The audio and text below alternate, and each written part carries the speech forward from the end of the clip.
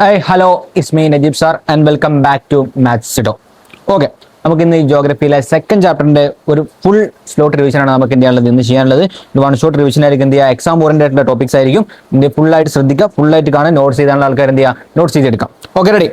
Climatic regions and climate change അഥവാ കാലാവസ്ഥാ മേഖലകളും കാലാവസ്ഥാ വ്യതിയാനവും എന്ന് പറയുന്ന നമ്മുടെ സെക്കൻഡ് ചാപ്റ്ററാണ് നമുക്കത് ഡിസ്കസ് ചെയ്യാൻ പോകുന്നത്. ഫസ്റ്റ് ടോപ്പിക് എന്താണ്? ക്ലൈമാറ്റിക് റീജിയൻ അല്ലെങ്കിൽ കാലാവസ്ഥാ മേഖല is A extensive geographical area in which similar climatic characteristics are observed. എന്താ പറഞ്ഞത്?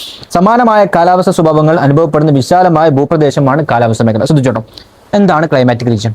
നമ്മൾ രണ്ട് സ്ഥലങ്ങൾ എടുത്ത്, അത് അവിടെ എല്ലാ ജൂൺ ആകുമ്പോൾ അവിടെ ഒരേ സമയത്ത് ഒരുപോലെയാണ്, മഴൻ്റെ അളവ് ഒരുപോലെയാണ്, ടെമ്പറേച്ചർ ഒരുപോലെയാണ്, പ്രഷർ ഒരുപോലെയാണ്, വിൻഡ് ഏകദേശം ഒരുപോലെയാണ്, എങ്കിൽ നമുക്ക് എന്ത് പറയാം? ആ രണ്ടും ഒരേ ക്ലൈമാറ്റിക് റീജിയൻ എന്ന് പറയാം.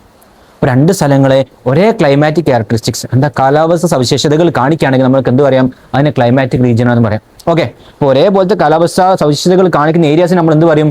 ഒരു ക്ലൈമാറ്റിക് റീജിയൻ എന്ന് പറയും. അപ്പോൾ ഓക്കെയാണ്.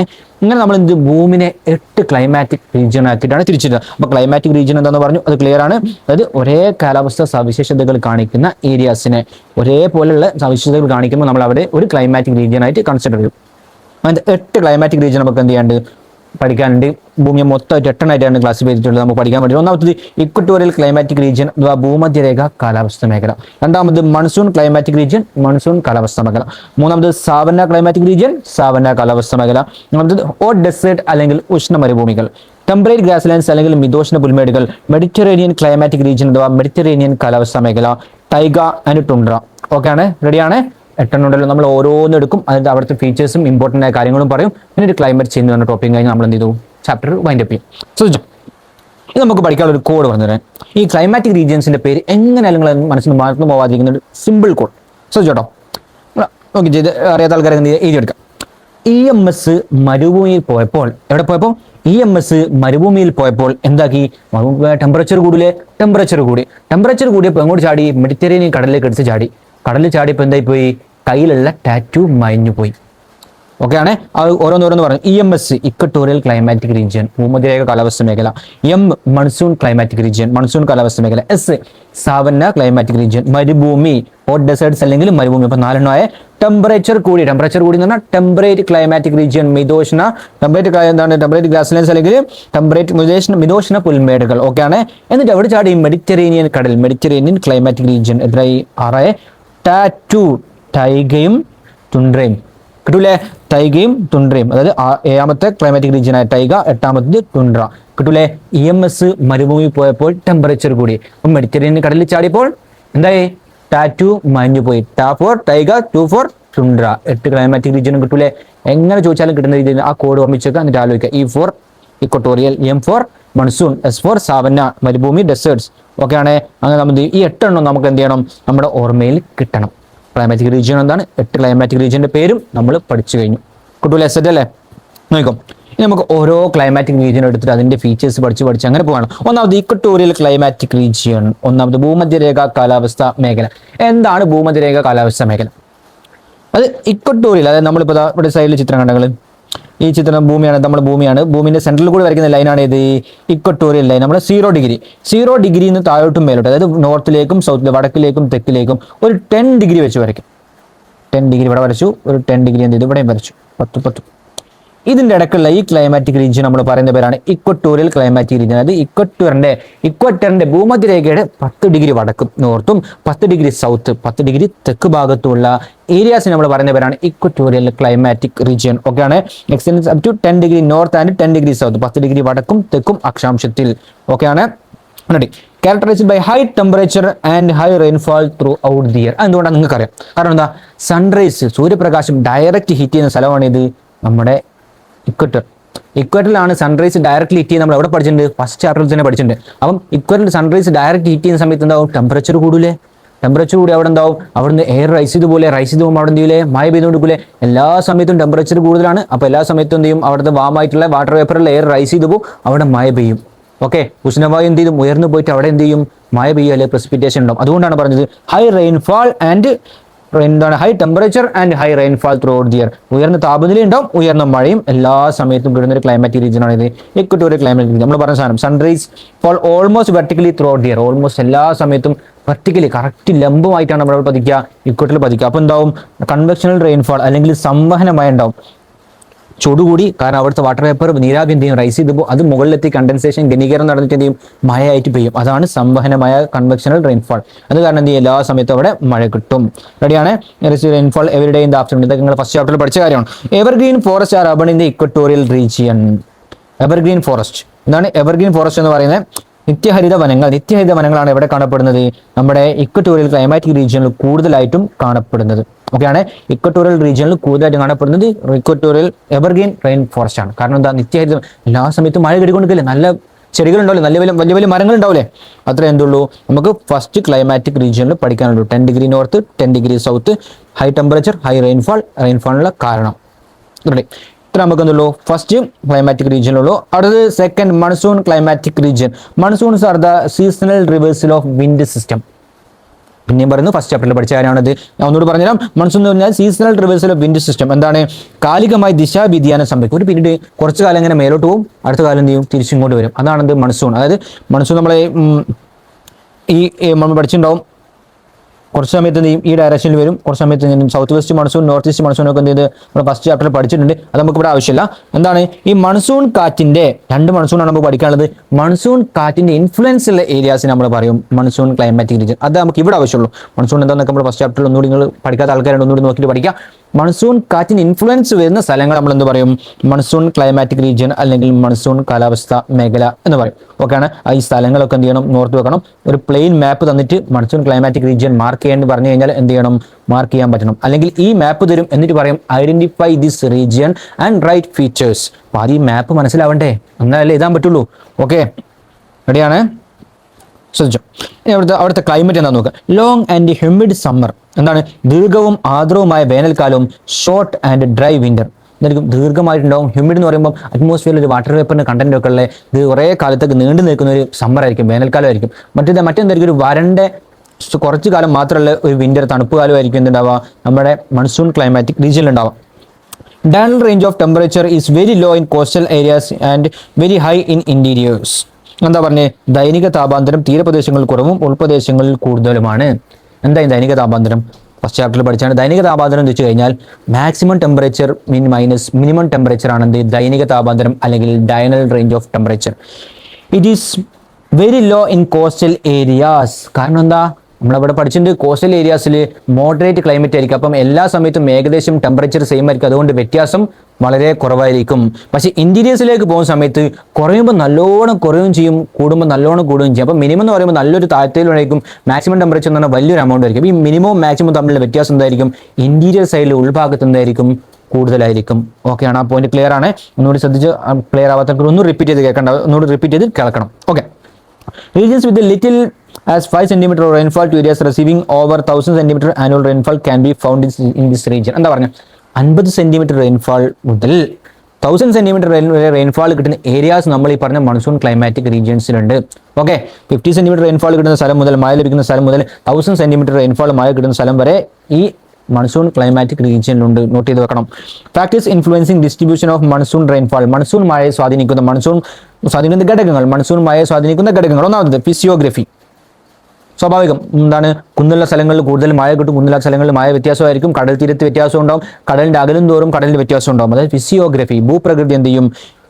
ഡിപ്പെൻഡ് ചെയ്യും. Direction of the wind. നമ്മൾ പറഞ്ഞു മൺസൂൺ എന്ന് പറഞ്ഞാൽ മഴ അല്ല, മൺസൂൺ എന്താണ്? വിൻഡാണ്. ആ വിൻഡ് വരുന്ന സമയത്ത് വാട്ടർ വേപ്പർ ഉണ്ടെങ്കിൽ എന്താവുള്ളൂ? മൺസൂൺ മഴ ആവുള്ളൂ. അപ്പോൾ ഏത് ഡയറക്ഷനിലാണോ വിൻഡ് അടിക്കുന്നത് അവിടെയല്ലേ മഴ പെയ്യുള്ളൂ. അപ്പോൾ direction of the wind important ആണ്. വിൻഡ് ഇല്ലാത്ത ഡയറക്ഷനിൽ മഴ ഉണ്ടാവുമോ? ഉണ്ടാവില്ല. അത്രേ ഉള്ളൂ. Distance from the cost. എന്താ ഡിസ്റ്റൻസ് ഫ്രം ദി കോസ്റ്റ്? ഞാൻ പറഞ്ഞു കോസ്റ്റിന്റെ അടുത്തുള്ള സ്ഥലങ്ങളിൽ മഴ കൂടുതൽ കിട്ടും, അവിടെ നിന്ന് അങ്ങോട്ട് പോകുന്നതോറും മഴയുടെ അളവ് ചിലപ്പം കുറഞ്ഞു വന്നേക്കാം. അപ്പം ഡിസ്റ്റൻസ് എന്ത് ചെയ്യും? ഡിപ്പെൻസ് ആണ്. ഡിസ്റ്റൻസ് ഡിപ്പെൻഡ് ചെയ്തുകൊണ്ട് എന്ത് ചെയ്യും? റെയിൻഫാൾ അമൗണ്ടിൽ മാറ്റം ഉണ്ടാവും. അവിടെ കാണുന്ന trees, evergreen and deciduous trees are generally found here. എന്താ പറഞ്ഞത്? നിത്യഹരിത മരങ്ങളും ഇല പൊഴിയും മരങ്ങളും. അതായത് ഒരു സീസൺ ആകുമ്പോൾ ഇങ്ങനെ ഇല പൊഴിഞ്ഞു പോകും, പിന്നെ അടുത്ത കുറച്ച് കാലം ഇലയൊന്നും ഇല്ലാതെ കൊമ്പ് മാത്രമായിരിക്കും. പിന്നെ എന്ത് ചെയ്യും? തളിർത്തിട്ട് പിന്നെയും വരും. ആ ഒരു ടൈപ്പ് ചെടികൾ എന്താണ് ഇലപൊയ്യും മരങ്ങൾ ഡെസിഡ്യൂസ് ട്രീസ് എന്ത് ചെയ്യുന്നുണ്ട് ഈ മൺസൂൺ ക്ലൈമാറ്റിക് റീജിയനിൽ കാണപ്പെടുന്നുണ്ട്. Monsoon forest also known as tropical deciduous forest. എന്താ പറഞ്ഞാൽ ഉഷ്ണമേഖല ഇലപൊയ്യും മരങ്ങൾ എന്നും എന്ത് ചെയ്യുന്നുണ്ട് മൺസൂൺ ഫോറസ്റ്റിനെ അറിയപ്പെടുന്നുണ്ട്. പഠിച്ചു വെക്കണേ. Monsoon forest also known as ഉഷ്ണമേഖല ഇലപൊയ്യും വനങ്ങൾ. എന്താണ് ലഭിക്കുന്ന മഴയുടെ അളവിനനുസരിച്ച് വ്യത്യസ്ത തരം മരങ്ങൾ ഇല കലർന്ന് കാണപ്പെടുന്നു. എന്താണ് റെയിൻഫോൾ അനുസരിച്ച് മഴ കൂടുന്ന സ്ഥലത്ത് വലിയ വലിയ മരങ്ങളുണ്ടോ, അല്ലാതെ ഒരു ചെറിയ മരങ്ങളായിരിക്കും. പിന്നെ കൂടുതൽ വേണ്ടിയെടുത്ത് അതിനനുസരിച്ചുള്ള മഴൻ്റെ അനുസരിച്ച് എന്താവും ചെടികൾ എന്താണ് മിക്സ്ഡ് ആയിട്ട് എന്ത് ചെയ്യും ഈ മൺസൂൺ ക്ലൈമാറ്റിക് റീജിയനിൽ കാണപ്പെടുന്നുണ്ട്. മൺസൂൺ ഫോറസ്റ്റിന്റെ ഒരു ചിത്രമൊക്കെ ഉണ്ട്, എന്ത് ചെയ്യുക നോക്കി കാണുക. പല സൈസ് ചെടികൾ കണ്ടില്ലേ, വലുതുണ്ട് ചെറുതുണ്ട്, പല മിക്സ്ഡ് ആയിരിക്കും. എല്ലാ ടൈപ്പ് ചെടികളും എന്തുണ്ടാവും മൺസൂൺ ക്ലൈമാറ്റിക് റീജിയനിലുണ്ടാവും. ഹ്യൂമൻ ലൈഫ് മൺസൂൺ റീജിയൻ എന്ന് പറയുന്നത് most densely populated areas in the world. ഈ മൺസൂൺ മഴയുടെ ഇൻഫ്ലുവൻസ് ഏരിയാസിലാണ് പോപ്പുലേഷൻ ഏറ്റവും കൂടുതലായിട്ടുള്ള ആൾക്കാരുള്ളത് എന്ന് ചെയ്യാൻ ഓർത്ത് വെക്കുക. കാരണം ഹൈ റെയിൻഫാൾ, കൃത്യമായിട്ട് മഴ കിട്ടുന്നുണ്ട്. പിന്നെ എന്താണ് അവൈലബിലിറ്റി ഓഫ് ലേബർ. ഈ ആൾക്കാർ കൂടുതലായി താമസിക്കുന്നതുകൊണ്ട് എന്താണ് അവിടെ ആൾക്കാർ കൂടുതലുണ്ടാവുമല്ലോ. ജോലിക്കാരും എന്തെങ്കിലും പണിയെടുക്കാനോ അല്ലെങ്കിൽ ലേബർ ഫോഴ്സ് എന്ന് പറയുന്നത് പണിയെടുക്കാൻ പറ്റിയ ആൾക്കാർ കൂടുതലുണ്ടാകുന്ന എവിടെയാണ് നല്ല മഴയും നല്ല അറ്റ്മോസ്ഫിയറും നല്ലതും കിട്ടുന്ന സ്ഥലത്തല്ലേ. അപ്പോൾ എന്തായിരിക്കും അവരെല്ലാവരും ഉള്ളത് മൺസൂൺ ക്ലൈമാറ്റിക് റീജിയനിലാണ്. നിങ്ങൾക്ക് ഉയർന്ന മഴയും തൊഴിലാളികളുടെ ലഭ്യതയും ഈ പ്രദേശത്തെ ഒരു പ്രധാന കാർഷിക മേഖല നിലനിർത്തുന്നു. കാരണം എന്താ പണിയെടുക്കാൻ ആൾക്കാരുണ്ട്, നല്ല മഴയുണ്ട്. അപ്പോൾ എന്ത് ചെയ്യും ആൾക്കാർ കൃഷി ചെയ്യൂലേ, നല്ല അഗ്രികൾച്ചർ ചെയ്യൂലേ, നല്ല റിസൾട്ട് കിട്ടൂലേ. അപ്പോൾ എന്ത് ചെയ്യുക ഓർത്ത് വെക്കുക. ഓക്കെയാണ്. Tropical crops like rice, sugarcane, jute, cotton, tea and coffee all cultivated here. നെല്ല്, കരിമ്പ്, ചണം, പരുത്തി, തേയില, കാപ്പി തുടങ്ങിയ ഉഷ്ണമേഖലാ വിളകൾ എന്ത് ചെയ്യുന്നു ഇവിടെ കൃഷി ചെയ്യുന്നു. നമ്മൾ മൺസൂൺ ക്ലൈമാറ്റിക് റീജിയനിൽ കൃഷി ചെയ്യുന്ന സാധനങ്ങൾ എന്തൊക്കെയാണെന്ന് പറഞ്ഞത്. പിന്നെ ഇന്റൻസീവ് സബ്സിസ്റ്റൻസ് അഗ്രികൾച്ചർ എന്താണ് തീവ്രമായ ഉപജീവന കൃഷി. എന്താണ് ഇന്റൻസീവ് സബ്സിസ്റ്റൻസ് അഗ്രികൾച്ചർ? ശ്രദ്ധിച്ചോ, ഒരു ഏരിയയിൽ എന്ത് ചെയ്തു കുറച്ച് ഉള്ള ഫെസിലിറ്റീസ് ഒക്കെ വെച്ച് പരമാവധി ഔട്ട്പുട്ട് ഉണ്ടാക്കാൻ നോക്കുക. ഔട്ട്പുട്ട് പരമാവധി എന്താണ് പരമാവധി ടെക്നോളജിയും വളങ്ങളും കാര്യങ്ങളൊക്കെ ഉപയോഗിച്ചിട്ട് കുറഞ്ഞ ഏരിയയിൽ തന്നെ പരമാവധി ഉൽപ്പന്നങ്ങളും കൃഷിയും വിളവൊക്കെ ഉണ്ടാക്കിയെടുക്കാൻ ശ്രമിക്കുക. നമ്മൾ പറയുന്നവരാണ് ഇന്റൻസീവ് തീവ്രമായിട്ട് ഉപജീവന കൃഷി. അതായത് അവർക്ക് ജീവിക്കാൻ വേണ്ട കാര്യങ്ങളൊക്കെ ഒരു ചെറിയ ഏരിയയിൽ തന്നെ ഉണ്ടാക്കിയെടുക്കാൻ ശ്രമിക്കുന്നതാണ് എന്ത് ഇന്റൻസീവ് സബ്സിസ്റ്റൻസ് അഗ്രികൾച്ചർ. ഓക്കെയാണ്. ചില സ്ഥലങ്ങളിൽ എന്ത് കാണപ്പെടുന്നത് ഷിഫ്റ്റിംഗ് കൾട്ടിവേഷൻ അല്ലെങ്കിൽ സ്ഥാനമാറ്റ കൃഷി. എന്താ ഷിഫ്റ്റിംഗ് കൾട്ടിവേഷൻ അല്ലെങ്കിൽ സ്ഥാനമാറ്റ കൃഷി എന്ന് വെച്ച് കഴിഞ്ഞാൽ ഷിഫ്റ്റിംഗ് കൾട്ടിവേഷൻ എന്ന് വെച്ച് കഴിഞ്ഞാൽ ഒരു സ്ഥലത്ത് കൃഷി ചെയ്യും, എന്ത് ചെയ്യും അവർ അടുത്ത സ്ഥലത്തേക്ക് നീങ്ങും, പിന്നെ അവിടെ കൃഷി ചെയ്യും. ഇങ്ങനെ കറങ്ങി അതായത് ഒരു സ്ഥലം കൃഷി ചെയ്യുക, പിന്നെ അവിടെ തന്നെ തുടരാതെ അടുത്ത സ്ഥലത്തേക്ക് പോയി വെവ്വേറെ കൃഷി ചെയ്യുന്ന നമ്മൾ പറയുന്ന പേരാണ് ഷിഫ്റ്റിംഗ് കൾട്ടിവേഷൻ അല്ലെങ്കിൽ സ്ഥാനമാറ്റ കൃഷി. ഇതും എവിടെ കാണപ്പെടുന്നുണ്ട് നമ്മുടെ മൺസൂൺ ക്ലൈമാറ്റിക് റീജിയനിൽ കാണപ്പെടുന്നുണ്ട്. മൺസൂൺ ക്ലൈമാറ്റിക് റീജിയൻ നോക്കിയാണ് അവിടുത്തെ ക്ലൈമറ്റ് എന്താണ്, അവിടുത്തെ വേരിയേഷൻസ് എന്താണ്, വ്യത്യാസം എന്നുള്ളതൊക്കെ എന്ത് ചെയ്യുക ഒന്ന് നോക്കിയിട്ട് വെക്കുക. അവിടുത്തെ വെജിറ്റേഷനും ഹ്യൂമൻ ലൈഫും തമ്മിൽ ഡിഫറൻസും റെയിൻഫോളിൻ്റെ അമൗണ്ട് ഒക്കെ എന്ത് ചെയ്യുക നോക്കി വെക്കുക. മാപ്പ് ഇമ്പോർട്ടൻ്റ് ആണ്, വെരി വെരി ഇമ്പോർട്ടൻറ്റ്. അപ്പോൾ അടുത്തത് സാവന്ന ക്ലൈമാറ്റിക് റീജിയൻ അഥവാ സാവന്ന കാലാവസ്ഥാ മേഖല. എന്താണ് സാവന്ന കാലാവസ്ഥാ മേഖല? Tropical grass land found in between 10 degree and 30 degree latitude in both the hemisphere.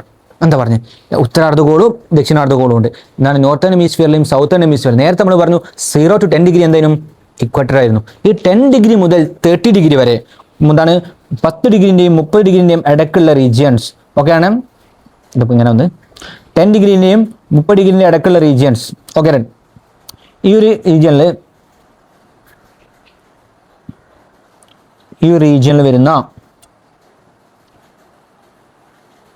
നോക്കുമ്പോൾ 0 ഡിഗ്രി നടുവിൽ വരയ്ക്കാം, 10 ഡിഗ്രി നമ്മൾ വരച്ചു, 30 ഡിഗ്രി 10ൻ്റെയും 30ൻ്റെയും ഇടയ്ക്ക് ഇവിടെ നമ്മൾ 10 വരച്ചു, ഇവിടെ നമ്മൾ 30 വരച്ചു, 10 30 കാണുന്നുണ്ട് വിചാരിക്കുന്നു.